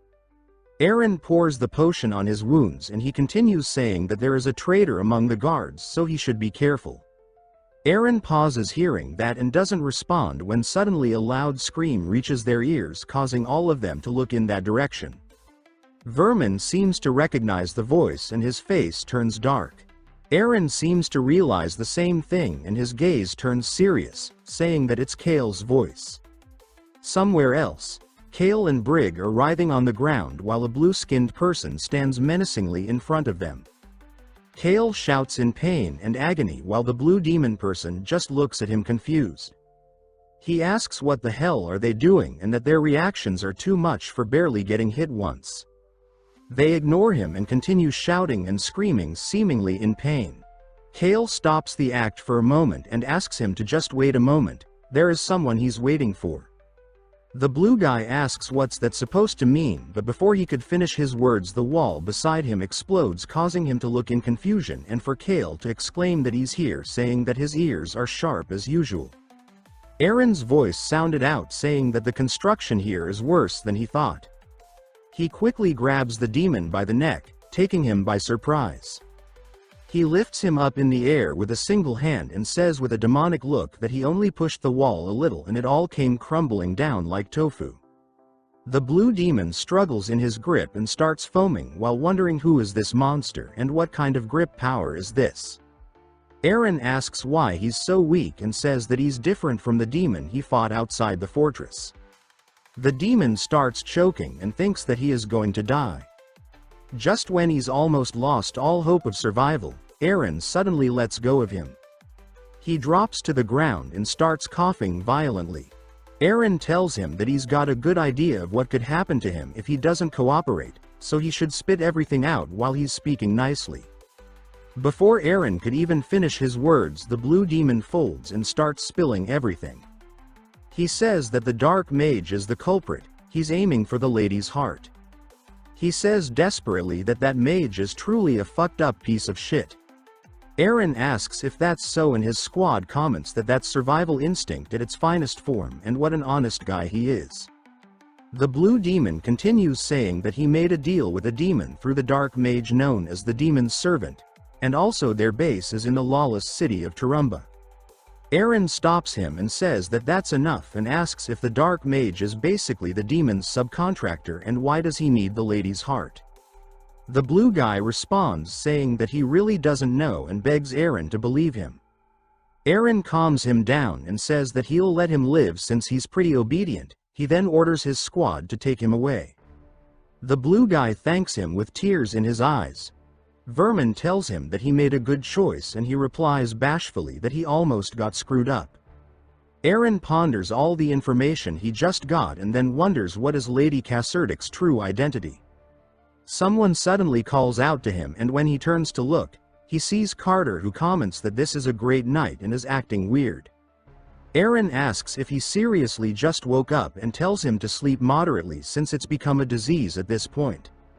He replies saying that he knows he can't really control it. He suddenly gets really close to Eren and asks if he knows how painful it is not to be able to sleep. He doesn't even feel awake when he's lacking sleep, it's as if he's lost in a dream, as though there's a fog over his mind, everything becomes blurry. He grabs the sword at his hip suddenly and lunges at Eren with killing intent. Eren quickly blocks the attack with his own sword and stares daggers into Carter, who says that he'll ensure Eren has a dream he'll never wake up from, looking all corrupted. Back in time, when Carter was young, a famine struck his village. There was nothing for them to eat, so they not only ate tree roots, but also used to eat rats and cockroaches raw. Then one day, there was meat served on the table. His family finally got to eat meat after a really long time. They ate it hurriedly raw and really enjoyed it, except for his little brother, who was unusually sick and couldn't help with work after seeing where the meat came from. Since that day, he couldn't get a proper night's sleep even for a single day. He would always wonder if they'll eat meat without him next time. While dishing out sword strikes at Eren, he asks him if he knows how worried he was. Eren calmly blocks his strikes and says that he heard about it before, calling him a piece of shit. He strikes back at Carter and the latter jumps back. Carter asks what he thinks of his new strength and says that it's definitely because he slept well, all thanks to the candy that Dornoa gave him. Eren thinks inwardly that he definitely received power from the demon. His strength and agility have increased drastically. Carter shouts for Eren to receive his attack and the latter remembers that this piece of shit was naturally gifted in fighting, without even properly learning it. He prepares to take the strike and then smirks since he may be gifted. However, he lacks actual combat experience, unlike Eren, who has honed his skills through many battles. He skillfully dodges the pierce attack, leaving Carter gritting his teeth. Eren taunts him by saying that he's like a wall that's not very solid and seems poorly constructed. Carter shouts in anger for him to shut up and throws a punch full of demonic energy.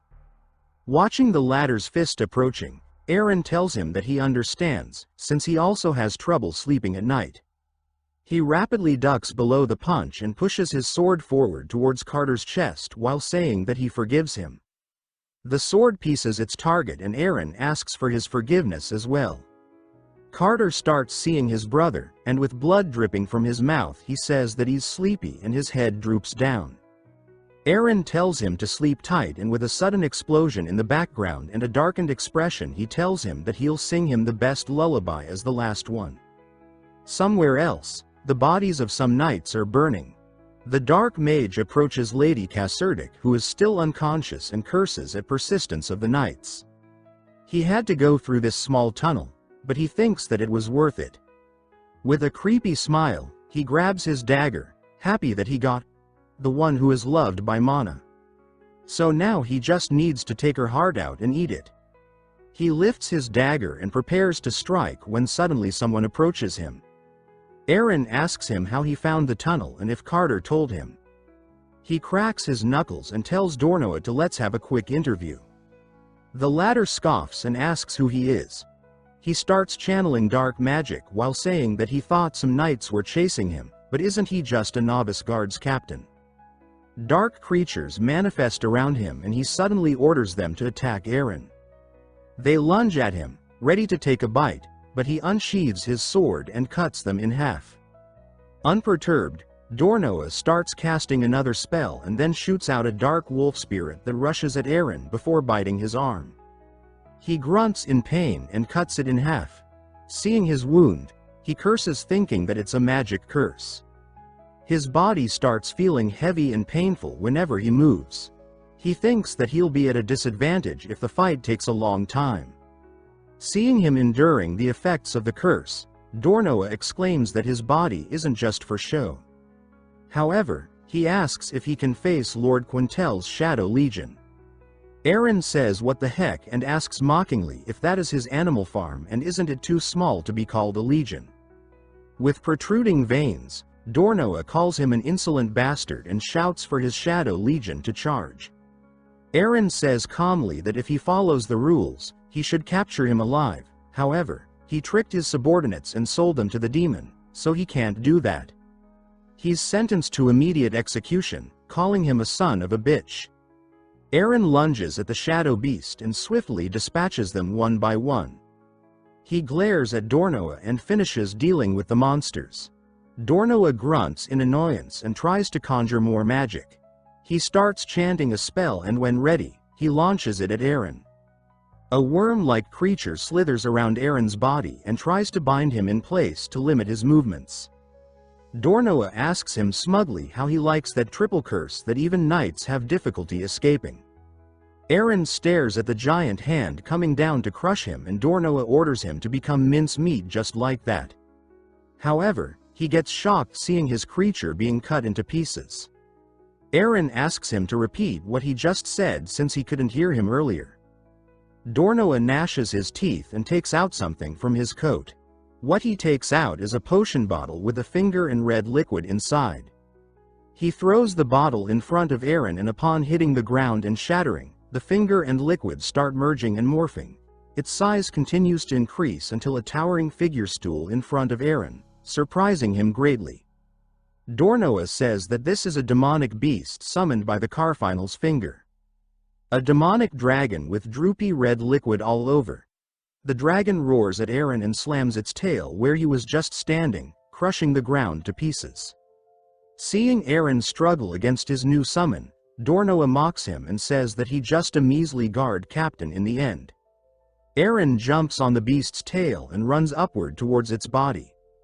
He jumps in the air and prepares to slash before descending with full force and striking the dragon on the back. Seeing not even a scratch on the beast, Aaron curses and thinks as he expected, ordinary methods won't work this time. He takes a deep breath and thinks about that case.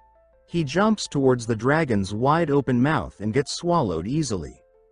Even Dornoa looks confused by this turn of events. He then starts laughing and calling Aaron a fool for walking into its mouth with his own feet. Inside the beast, Aaron wonders why Dornoa is so happy. But either way the infiltration was successful and now it's time for the next steps. He taps his chest repeatedly and calls out for the demon sleeping in there. The demon wakes up and asks if he called for him, to which Aaron thinks it was awake as he expected. Despite being silent after using its powers a bit back then. Calling it a no-bald bitch, he says that at least he has some shame. He asks if he can use that power now and tell it to give it to him. The demon eye says how impertinent he is, calling him a disrespectful and foolish human. But he still finds him fascinating, so he grants him the power, making his sword turn green. It tells that it shall lend him his power and in exchange he should promise it one thing.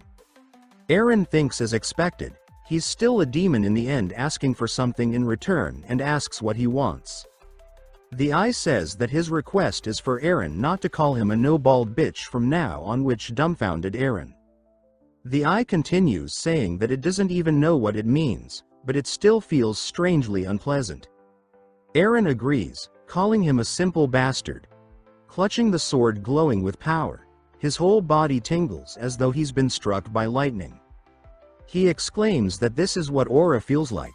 Grinning wildly, he says that this is going to be fun. He slashes his sword from the inside, causing the beast to roar in pain. He continues slashing it all over while Dornoa could only watch completely shocked. He wonders what's going on, but seeing the aura he thinks it's impossible, unless Aaron was a knight all along. The beast finally crashes to the ground and Dornoa asks just who the hell is he. Aaron calmly walks towards him and Dornoa asks in a trembling voice if the imperial family sent him. Sure of his conjecture, he asks Aaron how did those bastards find out about his plan and they received any contact about it. Aaron approaches with terrifying eyes and asks if he wants to know his identity. He swiftly decapitates Dornoa and responds that he is just a fortress guard, calling him shithead. Finally quiet, Aaron sheaths his sword and hopes that Carter sleeps well. From Dornoa's decapitated head, out of Aaron's vision, a red smoke pours out. Suddenly, Some unintelligible words sounded out and a magic circle appeared beneath Dornoa's head, taking Eren by surprise. He turns around in a hurry and sees the magic circle, thinking that it's magic that only activates after death. He curses inwardly and rushes towards the sleeping Lady Caserdic, thinking that Dornoa is making things bothersome until the end and reaching out toward the lady. A giant beam of red light descends. Fortunately, Eren swiftly took the lady and stepped back to a safe distance. However, he cursed seeing what came out of this beam. A giant red demon exuding a terrifying presence, causing Eren to think that he's really fucked this time. The demon notices them just as Eren begins to flee, holding tightly onto Vivian. It stomps toward their location with heavy, deliberate steps. Eren narrowly escapes, but the force of the impact creates a shockwave that causes him to fall to the ground. Holding his head in pain, he remarks aloud that the experience hurt. He reaches for his blade and mutters that at the very least, he deserves overtime pay for what he's enduring. Suddenly, he hears a woman's voice yelling, calling out for, "My lady." This startles Eren, and he turns to see a woman launching herself at the demon's head. She shouts frantically, asking where Lady Vivian is. Nearby, Joanna appears, her expression filled with anger. She raises her sword, and alongside the other knight, charges directly at the demon's head. Eren observes this scene, remarking that it's both a knight and an inquisitor fighting the demon. As Vivian begins to regain consciousness, Eren becomes worried that she might mistake him for her kidnapper. Without much thought, he punches her squarely in the face, immediately questioning whether he might have hit her too hard. Deciding it's time to cover his tracks, he pulls out a handkerchief, one he previously stole from Kale, and places it over her face. He remarks that it's time for the guard captain to get to work. He glances back briefly at the victim he left behind while Joanna and the knight continue their fight with the demon. Their efforts prove successful as the demon is defeated. The knight collapses in tears, lamenting that she has no idea where Vivian is. Joanna, however, looks around and points into the woods, calmly stating that she sees Vivian lying there. Both women immediately rush over to her. When they arrive, they notice the handkerchief covering Vivian's face and briefly wonder if she might be dead. Joanna suggests arresting Eren, implying his involvement. Later, back at the Laughing Rabbit Tavern, a group gathers to discuss the events. They express frustration, wondering aloud how they could ever hope to win against a dark mage. Brig admits they should have conducted the inspections themselves. Meanwhile, Connor brings Eren a cold beer, patting his head with a smile. Eren remarks that it has been a week since the dark mage's attack. The Lord, who had flown across the sky like a hawk during the battle, had miraculously escaped unharmed. His daughter, Vivian, was safely returned, bringing the ordeal to an official close. Thanks to Eren's false testimony, Carter's case was documented as a noble death in battle against the demon. Because of this, Carter's family received compensation for his bravery. Kel remarks that it's unbelievable Carter charged into the fight without a trace of fear. Poole somberly states that Carter's only wish had been fulfilled, and now he could rest peacefully. Brig, overcome with emotion, begins to cry and declares that after witnessing Carter's courage, he aspires to be like him. Eren raises his mug in a toast, stating that this is for Carter. Everyone joins in, clinking their glasses together. Carter's sword is displayed prominently on the table's only empty spot, a quiet tribute to their fallen comrade. Eren reflects aloud that Carter managed to preserve his honor as a guard, and then takes a sip of his beer. Vermin interjects, mentioning that a new guard is set to join their unit as Carter's replacement. The group speculates about who it might be, and just then, a familiar voice echoes through the tavern as someone kicks the door open. It is none other than Weasel, who loudly announces his enthusiastic greeting to his new brothers. The group collectively appears uneasy, some wishing Carter could return from the grave. Weasel makes a comment about how funny it is that his association with Eren is continuing. Poole notes that his first impression of Weasel isn't bad, and Brig adds that he somewhat resembles Poole. Amid their chatter, Kel's ears begin to bleed, and he wishes they would all quiet down. Eren, bewildered, questions aloud how someone like Weasel could have been recruited. Henna overhears and tells him that he's saying the quiet part out loud. Henna slams a beer onto the table and, glaring coldly at Weasel, demands to know what he wants. Weasel stammers an apology, saying he's sorry for how he behaved during his last visit. He explains that acting rowdy is a long-standing tradition among mercenaries. Henna narrows her eyes at him and suddenly bursts into laughter. She picks up a crossbow and aims it at his head, warning him that working in a tavern means dealing with unruly characters like him daily. She adds that if he misbehaves again, she won't hesitate to use the crossbow. Weasel hurriedly apologizes again. Aaron watches, laughing, and comments that Henna's fiery personality remains consistent. He then calls out to Weasel and hands him Carter's sword, stating that he is now part of Guard Unit 4. Aaron advises Weasel to work hard or risk dying in the line of duty. Weasel begins to feel a deep sense of admiration for his new comrades. Tears well up in his eyes as he salutes them, declaring that he will give his utmost effort from now on. Meanwhile, Dylan, with a knowing smirk, breaks the fourth wall and reflects aloud that if he had known how his life would unfold after joining Unit 4, he might have run away while he still had the chance. His laughter echoes in the moment. Sometime later, Aaron is seen striking a man on the back of the head, causing him to collapse. The sight unnerves Weasel, who watches in shock. Aaron then tells the man that sleeping in a place like this will lead to freezing to death. He suggests the man be more cautious and asks if he's been having trouble sleeping recently. The man, completely disoriented and unaware he was just knocked out, thanks Aaron before staggering away. Aaron turns to Weasel, explaining that this is essentially how inspections are done, especially after the recent demon incident. Weasel, still processing what he's witnessing, questions if this is truly how things are meant to be.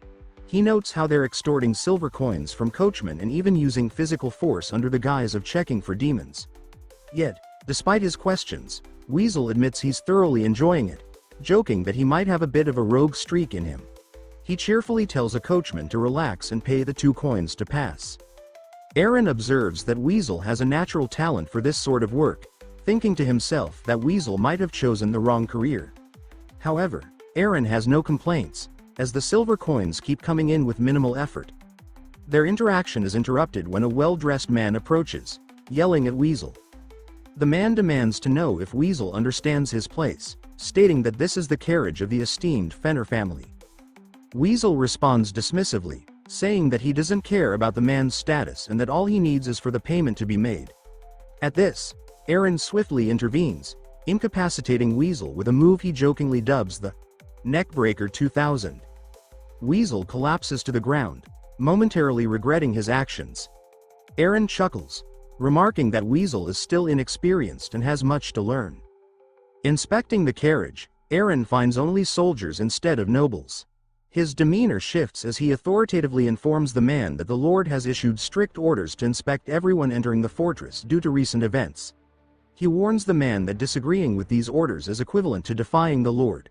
The man, now visibly tense, hands over silver coins and insists that his intentions were not malicious. Aaron reassures him, saying that everyone makes mistakes and that they've already forgotten the earlier exchange. As the interaction concludes, Aaron strikes the man on the back of the head, explaining that it's also part of the Lord's orders to ensure no demons slip through. The man stumbles away, quietly seething and vowing to get revenge.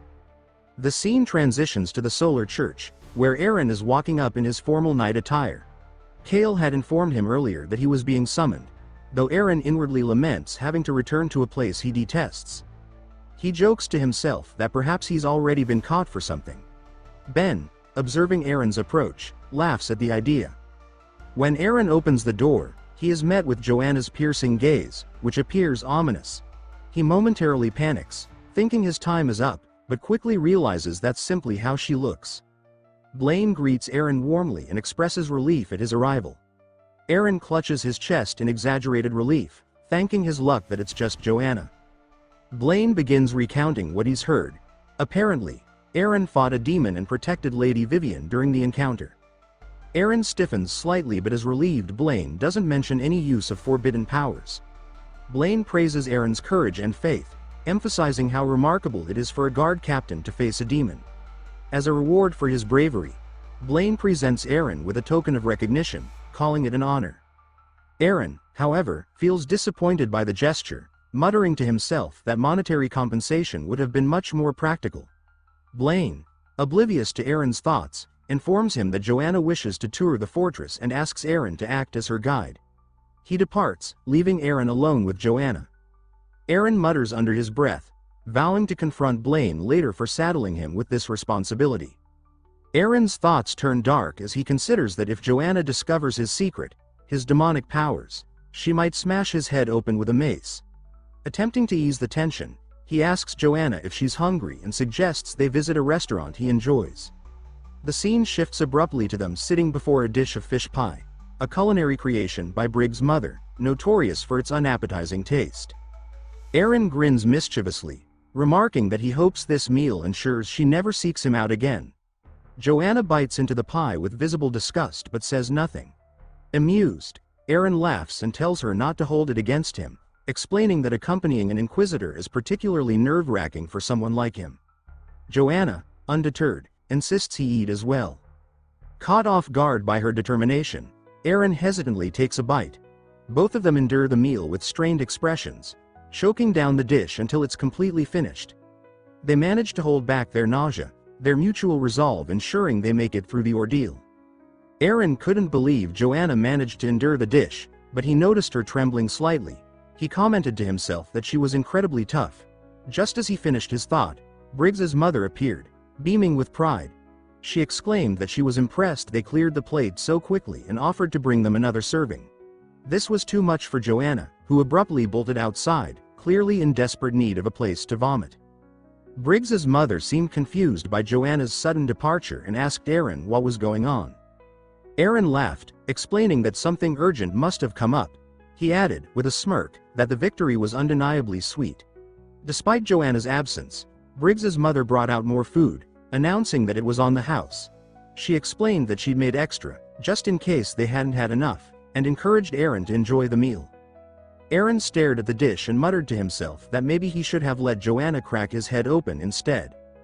After forcing himself to finish the second plate, Aaron sighed in defeat. Cale approached and commented on Aaron's increasingly refined attire. Cale observed that Aaron seemed to be dressing more sharply as the days went by. Aaron replied that he hadn't realized it at first, but several shops gave him discounts when he wore his current outfit. He added that being an honorary conventual was surprisingly advantageous. Cale chuckled and remarked that it was a bad omen if someone like Aaron could earn such a title. As they spoke, Briggs's mother returned, offering Aaron more bread. Aaron declined politely. Cale then shifted the conversation, asking if Aaron had heard about the soldiers from the Fenner family. He explained that they would be working with them soon and mentioned that orders had come down from the stewardship to maintain good relations with the Fenner soldiers.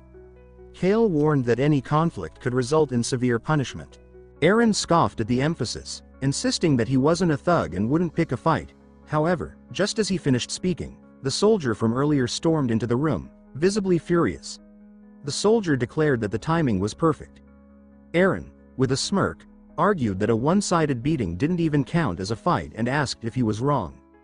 The soldier, still fuming, mocked Aaron's earlier excuse of special orders, and demanded to know if Aaron had truly hit him over such a ridiculous lie. Aaron began to count down aloud, which immediately alarmed Cale. Cale frantically reminded Aaron that an honorary conventual shouldn't behave this way. Aaron stopped and admitted that he'd momentarily forgotten. The soldier, emboldened, taunted Aaron, accusing him of being too afraid to confront him directly. He called Aaron out for being nothing more than a mere guard. Aaron's patience snapped. Skipping the rest of his countdown, he struck the soldier square in the face, sending him flying across the room. As Aaron walked toward him, he clarified that this wasn't a fight but simply a one-sided assault. Cale, watching the scene unfold, muttered that a one-sided assault was arguably worse than a fight.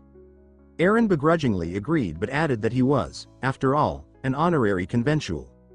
The soldier, now bruised and dazed, slowly regained consciousness. Cale asked if he was all right. The soldier admitted he couldn't believe he'd blacked out and grudgingly acknowledged Aaron's strength. He remarked that Aaron was far too powerful to be working as a mere guard captain. He speculated that Aaron had the potential to serve as a private soldier for a noble. However, Cale, unimpressed, pointed out that the soldier had been making excuses since the moment he woke up. At this moment, Aaron was seen in the background speaking to another man. Without warning, Aaron struck this new individual on the back of the head, leaving Cale to shake his head in disbelief. Meanwhile, the soldier finally introduced himself as Galheim. He apologized for his earlier behavior, blaming his drunkenness, and asked what Aaron was doing with his strange method of identifying demons. Aaron explained that the method was endorsed by the captain as a way to detect demons. Galheim was skeptical, remarking that it seemed more like a way to relieve stress. As he spoke, the man Aaron had just struck began to transform. His voice deepened, and he growled, questioning how a mere human dared to strike him. The man's body contorted, revealing his true nature as a demon. Galheim and Kale were stunned, realizing that Aaron's unorthodox method had actually worked.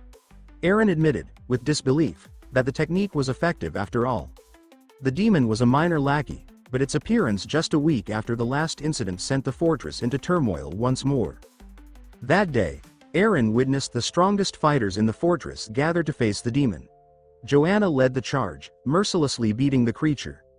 Even Aaron, watching from the sidelines, remarked that her onslaught was so relentless that he almost felt sorry for the demon. Later, back at the inn, the space was spotless. Weasel greeted Aaron warmly, asking if he'd like to take a bath first. Aaron, confused, questioned what Weasel was doing there. Henna explained that Weasel had come to apologize for his past behavior and that she had put him to work as part of his penance. The inn, she noted, had been particularly busy lately, thanks to Kana's skill in brewing cold beer. Kana peeked around the corner shyly as Aaron began chugging a mug of beer. He complimented her, saying that a cold beer was perfect for boosting sales. Aaron remarked that Kana's magic was impressive but lamented that it felt wasteful to use her as a glorified refrigerator. However, he acknowledged that magic books were expensive and hard to come by. He hinted that it might be time to upgrade their resources, though Kana clearly didn't feel optimistic about this suggestion. Meanwhile, outside the fortress, a carriage approached. Two men sat in the front while voices shouted from the back. The passengers complained about the rough ride and warned one another against foolish actions before they reached their destination. They discussed their orders, noting that their boss had an obsessive tendency to hold on to anything he deemed valuable. Despite their grumbles, one man reminded the group that their boss's orders were absolute. One of the younger passengers, Ferris, expressed concern about their situation. He asked if they might be in danger if caught during inspection. Another man, Lebby, assured Ferris that inspections at the fortress were lax. With a small bribe of silver coins, they would be allowed to pass without issue. As the carriage neared the gates, it became clear that Poole and Weasel were on duty. Poole immediately recognizes Lebby as he approaches the checkpoint and remarks that it has been half a year since they last saw each other. Lebby replies that he had been quite sick during that time. Looking around, Lebby notes the presence of 5 guards at the post and wonders aloud why there are so many more than usual. However, he adds with relief that it's a good thing Aaron isn't among them. Reaching into his pocket, Lebby hands Poole a silver coin and compliments him for working hard as always. Before Poole can respond, Weasel interjects, pointing out that there are now 3 additional guards on duty, so they should be receiving more money. Lebby hesitates, confused by the situation. Poole, attempting to ease the tension, says that the single coin is sufficient, but Lebby offers to pay more if necessary. Poole assures him it's not needed. Lebby's face grows pale, and he mutters that he's unsure what the men in the back of his carriage will do if they get caught. Meanwhile, elsewhere in town, Aaron and Kale stroll through the streets. Kale asks Aaron if he's aware that ever since Aaron uncovered the demon during a previous inspection, the commander has implemented new methods. Kale explains that now everyone in a carriage must disembark and undergo individual inspections. Additionally, anyone remotely suspicious is struck on the back of the head with a piece of wood. As Lebby listens to this explanation, he grows visibly nervous. One of the men in the carriage loses his temper and attempts to attack Weasel. Aaron, hearing the commotion, demands to know who initiated such a ridiculous practice. Kale responds that he assumed Aaron was the one who started it. Aaron denies it, saying he was merely improvising and used his hand instead of a piece of wood. He mutters that these medieval methods show a complete lack of moderation if they're randomly hitting people with sticks. The situation escalates as Weasel shouts that a demon has been discovered among the group and declares that the men in the carriage must be executed. Although they turn out to be mere criminals, the guards follow through with Weasel's command, killing them on the spot. Lebby is horrified, watching as the soldiers efficiently eliminate the men. One of the criminals remains alive, and his companions, now panting in fear, wonder aloud if Jake has fainted. They speculate that things might somehow work out. Aaron observes the chaotic scene and concludes that the inspection checkpoint is becoming a disaster. Turning to Kale, he announces that he's leaving for a while. When Kale asks where he's headed, Aaron smiles mischievously and declares that it's time to upgrade the mini fridge. Unbeknownst to Aaron, the men at the checkpoint had their own motives. They had come to the fortress specifically for Kana, intending to capture her and deliver her to their boss. Back at the inn, Kana stands quietly near a corner, watching Aaron as he chugs his beer. She wonders if he's truly enjoying it. Aaron suddenly grins, an expression he believes to be kind, though it appears slightly sinister, and calls out for Kana to approach. Kana is startled and corrects him when he mistakenly refers to her as Kanu, emphasizing that her name is Kana. Aaron brushes off his mistake and asks what magic she can currently perform.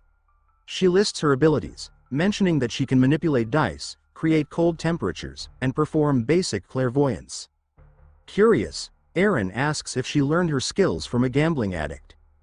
Kana clarifies that her teacher was a man who fancied himself a romantic, though she admits that was his own description. Aaron chuckles, remarking that the man sounds like a born loser of a mage. He questions whether Kana could truly learn new magic from books alone. Kana confidently states that she was told she's a quick learner and talented at everything she attempts. She adds that Henna often praises her for her skill at doing dishes, though Aaron dismisses the comment. Aaron briefly recalls a conversation with Avery about learning magic. He remembers Avery boasting about her intelligence and claiming she succeeded because she was desperate and smarter than everyone else. A self-proclaimed genius. Snapping back to the present, Kana pleads with Aaron not to abandon her. Aaron waves off her fears, calling the idea absurd and warning her not to make statements others might misinterpret. He asks if she's willing to learn other types of magic, to which Kana enthusiastically shouts her agreement.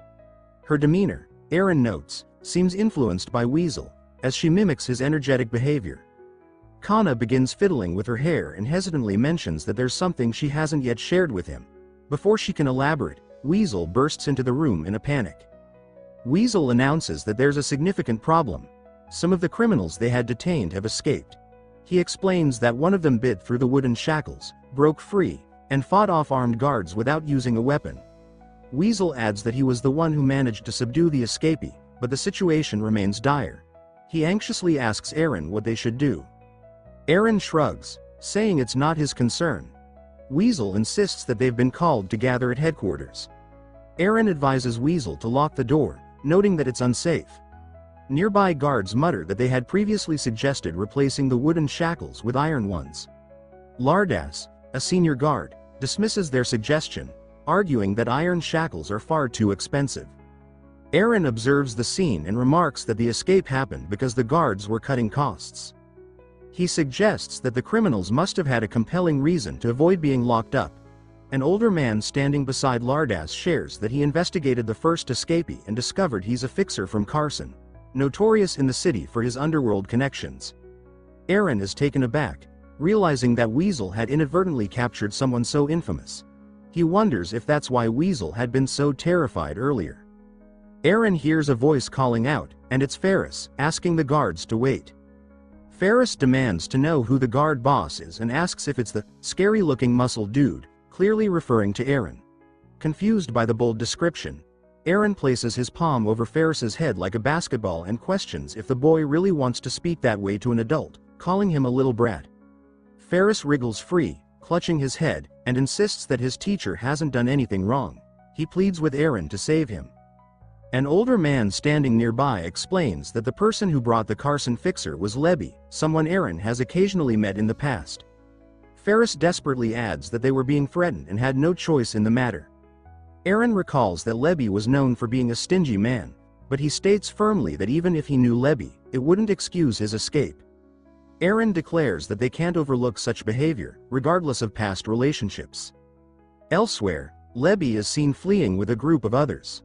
They stop to take a break, and Lebby questions why he was even brought along, insisting that he never wanted to escape in the first place.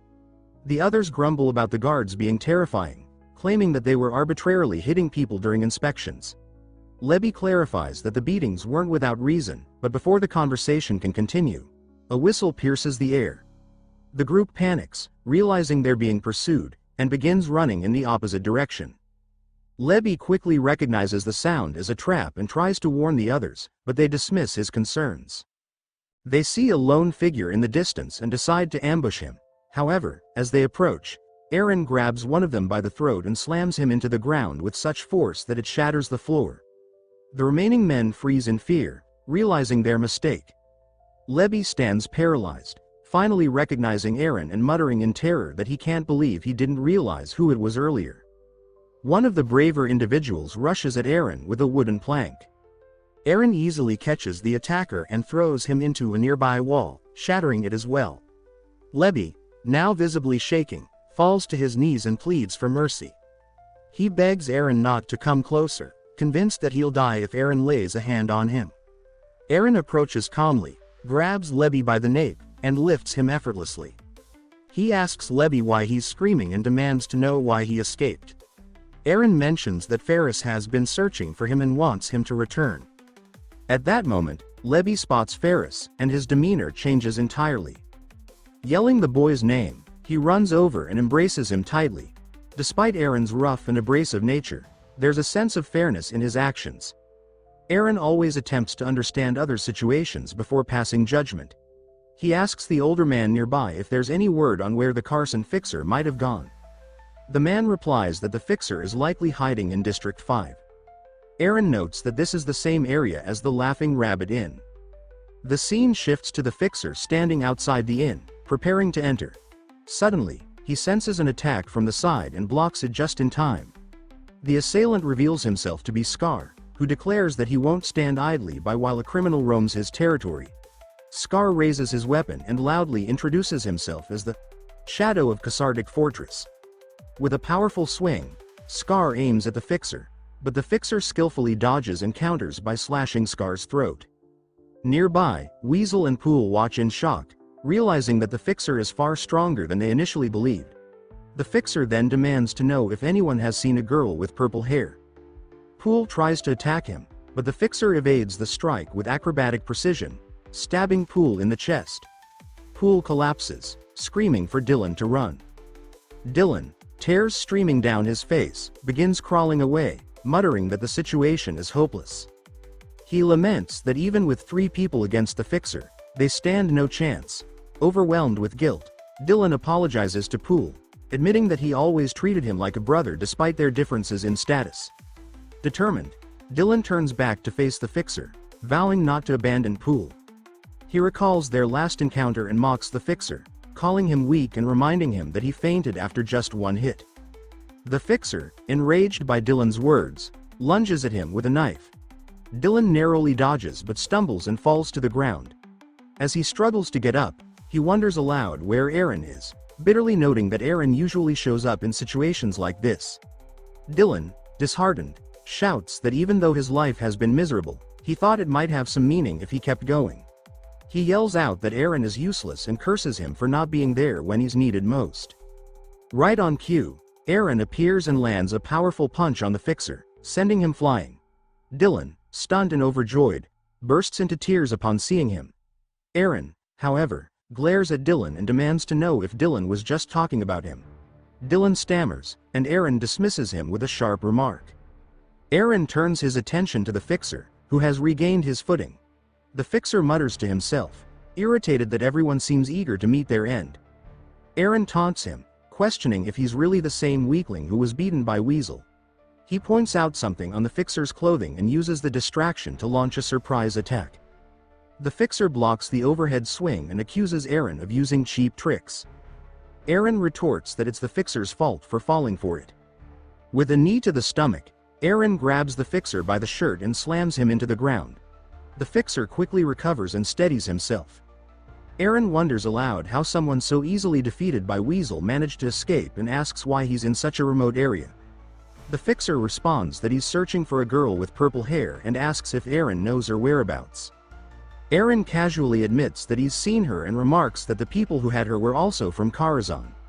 He adds that hiring a fixer for someone so insignificant seems like a miserly move.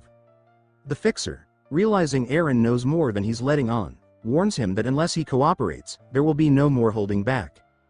As Aaron turns around, he feels a sudden, sharp pain in his back. To his shock, he sees Dylan standing there, holding a knife. Dylan declares with determination that he won't let anyone lay a hand on Kana.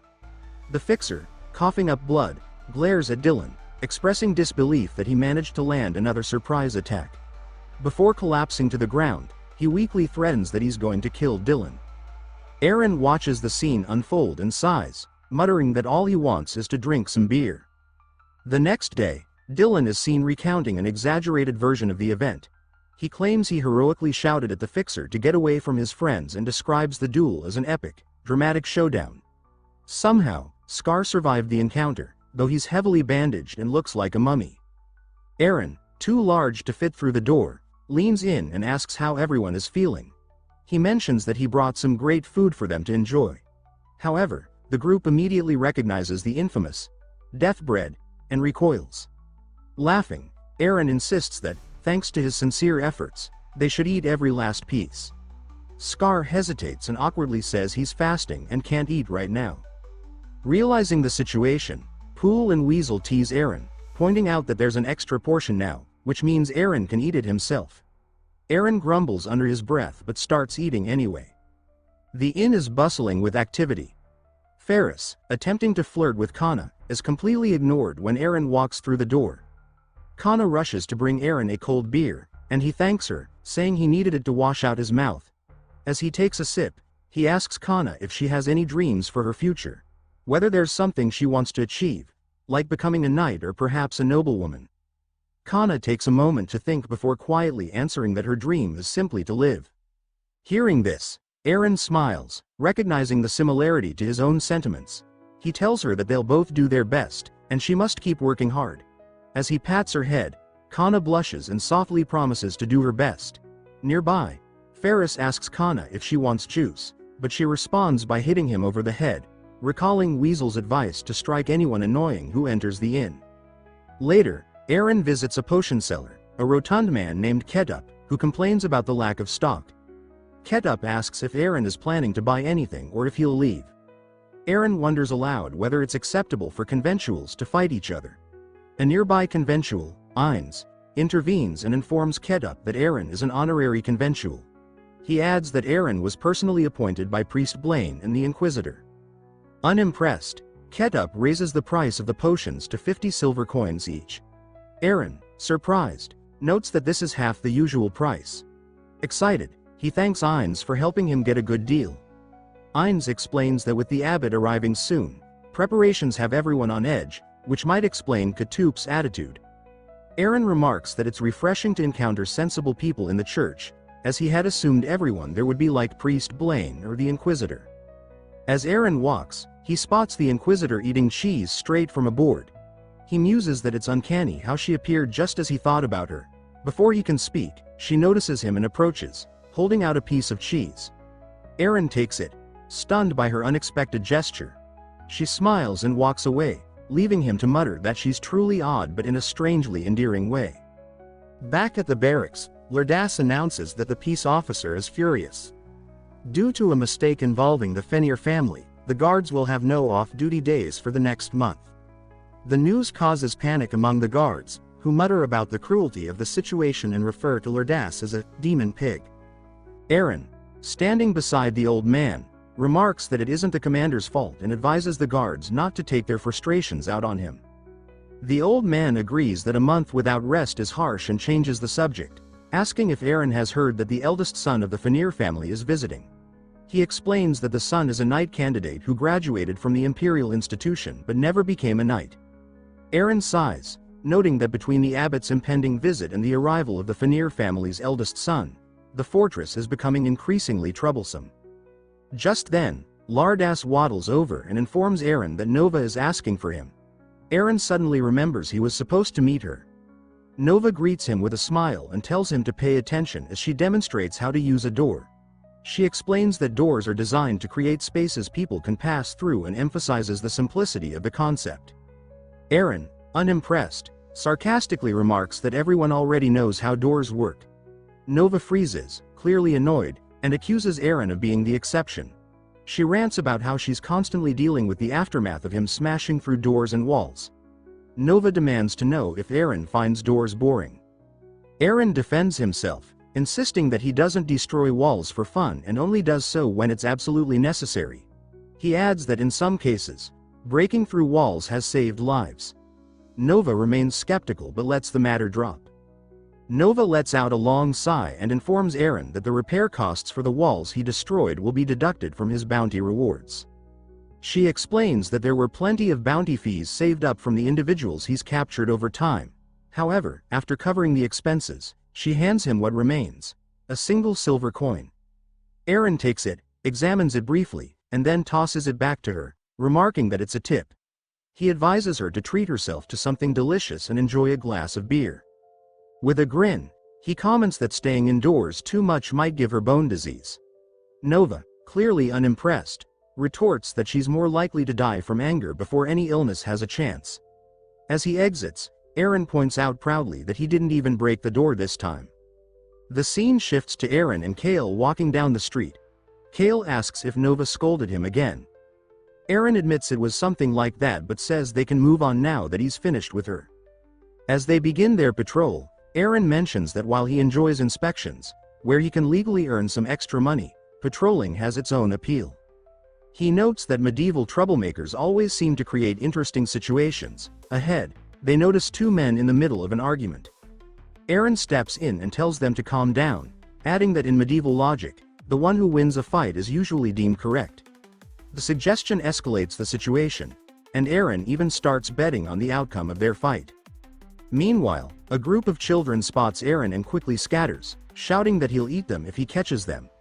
Watching them flee, Aaron wonders if they think he's an orc or something. He flips a coin into the air, pleased that he won his bet on the earlier scuffle. With a contented sigh, he remarks that it's been a peaceful day so far and wonders aloud if there's anything fun happening nearby. His musings are interrupted by the sound of shouting. A woman demands to know who took her silverware, explaining that it's been in her family for generations. As Aaron approaches the commotion, he notices the culprits, or suspects, at least. Standing before him are a strange assortment of individuals. A goblin-like man, a squirrely woman, and a pale, nondescript man. Kale asks the woman if there's an issue, and she says it's perfect timing, gesturing towards the suspects. She accuses them of stealing her silverware. The goblin-like man protests, claiming he would never steal silver, while the squirrely woman insists she has her own silver mirror at home and wouldn't need to take anything. The pale man, looking entirely out of place, says he doesn't understand why he's even there, as he had nothing to do with the theft. Kale advises Aaron to leave the matter alone, suggesting it isn't worth their time. Naturally, Aaron ignores this advice. With a dramatic gesture, he points at the group and declares, detective style, that the culprit must be among them. He begins by asking the victim when the crime occurred. Slightly flustered, she explains that the silverware was still at home last night during dinner but had disappeared by breakfast the following morning. She adds that she's convinced the thief is one of her neighbors. Aaron contemplates the timeline and starts questioning the suspects. First, he turns to the goblin-like man, whom he mentally dubs Dobby. Dobby claims he spent the evening organizing hay before heading straight to bed without eating dinner. Aaron finds this suspicious, pointing out that most people would at least eat something before going to sleep. Next, Aaron questions the squirrely woman, whom he nicknames Crooked Teeth. She refuses to disclose her activities, saying it's a personal matter she isn't comfortable sharing. She reminds him that she has her own silver mirror at home, implying she has no need for stolen goods. Aaron isn't convinced, remarking that a silver mirror seems out of place for someone of her social standing, making her another suspicious party. Finally, Aaron turns to the pale man, whom he labels Pale Skin. Pale Skin insists he didn't leave his house and only came outside because the woman forced him to. The woman interjects, claiming that he's the most suspicious of all since she doesn't even recognize him as one of her neighbors. Aaron, seeing no other choice, announces that they need to investigate further. He orders the suspects to lead him to their homes for inspection. Reflecting on the situation, Aaron comments that what began as a small, idle diversion has turned into something far more complicated than he anticipated. Kale shouts asking what does he mean he doesn't want to, do they, the guards, look like a joke to him? Or do they have a holy scripture written backwards or a red flag at home? Hearing this, the suspects start sweating. Kale starts pushing them from behind, saying if not, they just start leading the way. Seeing their reactions just now, Aaron thinks that they must be hiding something. He grins and exclaims that he was just about to get bored. What a great timing. Once they reach their destination, Aaron stands in front of a mirror and exclaims that she really had a silver mirror. The woman, using it as an excuse, says that some silverware is nothing compared to this mirror, so he should know now that she's not the culprit. Aaron looks around and thinks that the house is plain and vacuous, making the fact that the only thing in this house is the silver mirror quite suspicious. But at least it seems the silverware isn't here. He looks around and sees some men's underwear. Kale exclaims that the house smells weird. For a house where a woman lives alone, it smells like a middle-aged man. Aaron looks at the panicking woman and dumbly deduces that she must be committing adultery. He asks Kale if adultery is considered a felony. Hearing this, the woman quickly brings a cake and tries to butter them up. Aaron, ever the free spirit, takes the cake and agrees to overlook her adultery, leaving Kale speechless. Next, they head to the blonde man's house, where books are everywhere. Kale comments that he must be well read. Searching through the bookshelves, Aaron notices something between the books, which turns out to be a silver bracelet. Aaron puts it on, thinking that it goes perfectly with the clothes he's wearing right now, and the guy probably won't even care if it's gone. He suddenly burps loudly, prompting Kale to ask what was that. Aaron tells him that it came from his shoulders and that it's just a bit stiff. Turns out, the burp came from the eye. Aaron calls it a bastard and asks if it's trying to get him caught with that burp right now. Seeing the bracelet, Kale comments on his weird taste, leading Aaron to shout that thinks it's cool. The man says that he could keep it if he wants, making Aaron smile happily and declare that he is innocent, leaving Kale speechless once again. Next, while they are being led by Dobby, Aaron comments that patrolling is always fun and wonders what souvenir he'll get this time. Kale tells him that since the previous two weren't the culprit, there is a good chance this guy is the one, and he's been acting suspicious since earlier as well. Aaron smiles and says that he may look like this, but he's searching properly, and he shall search every nook and cranny as soon as he goes in. When they reach their destination, they are left dumbfounded. In front of them is a fully dressed horse in a pink dress. Dobby blushes, calling her Charbird, and tells her that they have their first guests in their home today, so how about making some special hay stew for dinner? But before he could finish, he gets kicked by Aaron, who's disgusted by his interest. With a pale face, Kale says that he heard that that man was a famous horse rider in Kasserdik. This leaves Aaron puzzled as to who was the culprit in the end. The woman from earlier comes running to them while smiling happily. She tells them that she found the silverware mixed in with the haystack. This revelation dumbfounded the two guards. Later that night at the tavern, Aaron curses that he had to do all that work for nothing. He gets offered a beer by the little girl and he thanks her in return. She smiles happily, hearing his thanks, making him confused, so he asks what with her expression. He then notices the ice in the beer and gets shocked seeing ice-shaped flowers floating in his mug. She puffs out her chest proudly and says that she worked hard. He compliments her further for working hard, but wonders inwardly if the direction of her hard work is a bit wrong, since there is no use for pretty ice put into beer. But seeing her happy and bashful look, he smiles and decides to not say anything about it. He then starts thinking about getting her that magic book as soon as possible. She then notices the silver bracelet in his hand and stares at it intently, making Aaron confused. He moves his hand to judge her reaction and her gaze keeps following his arm. He asks if she likes the bracelet, to which she nods seriously, making him comment that she has some weird taste, though he's the one who brought it because he liked it. He then proceeds to hand her the bracelet and tells her to keep it, making her smile brightly with sparkling eyes. Seeing her reaction, he wonders if it's an unexpectedly nice bracelet for something so old. He thinks of returning the favor to the blonde guy by gifting him some fish bread in return, making the man shiver in house from the ominous premonition. He wonders if he caught a cold since he's been getting the chills all of a sudden, and says that this is why he didn't want to come to the frontier. The fortress is filled with ignorance and barbarism. For a commoner to dare to grab the collar of the White Mage Tower's mage is unimaginative back in the capital. And that guy who is the epitome of primitiveness and ignorance, the insolent guard captain. While they were searching, he thinks inwardly that he already cast a differentiation spell for these kinds of situations. Since magic books will look like regular novels, there's no need to worry about getting caught. Even so, they should treat them gently, calling them ignorant fools. When he saw Eren reaching for the bracelet, he panicked and got so angry that he dared to touch it. Since that is not something someone like him should be laying his hands on. He tried to reach for it desperately, but by the time he got close, Eren had already put it on. He stopped in his tracks in shock seeing that Eren ignored the magic. He wonders who is this guy. He's not even a knight who can control aura, but a mere guard. He wonders who the heck is Eren but decides to drop the matter and focus on his mission to avoid revealing his identity, since his mission is to investigate the one who is loved by Mana.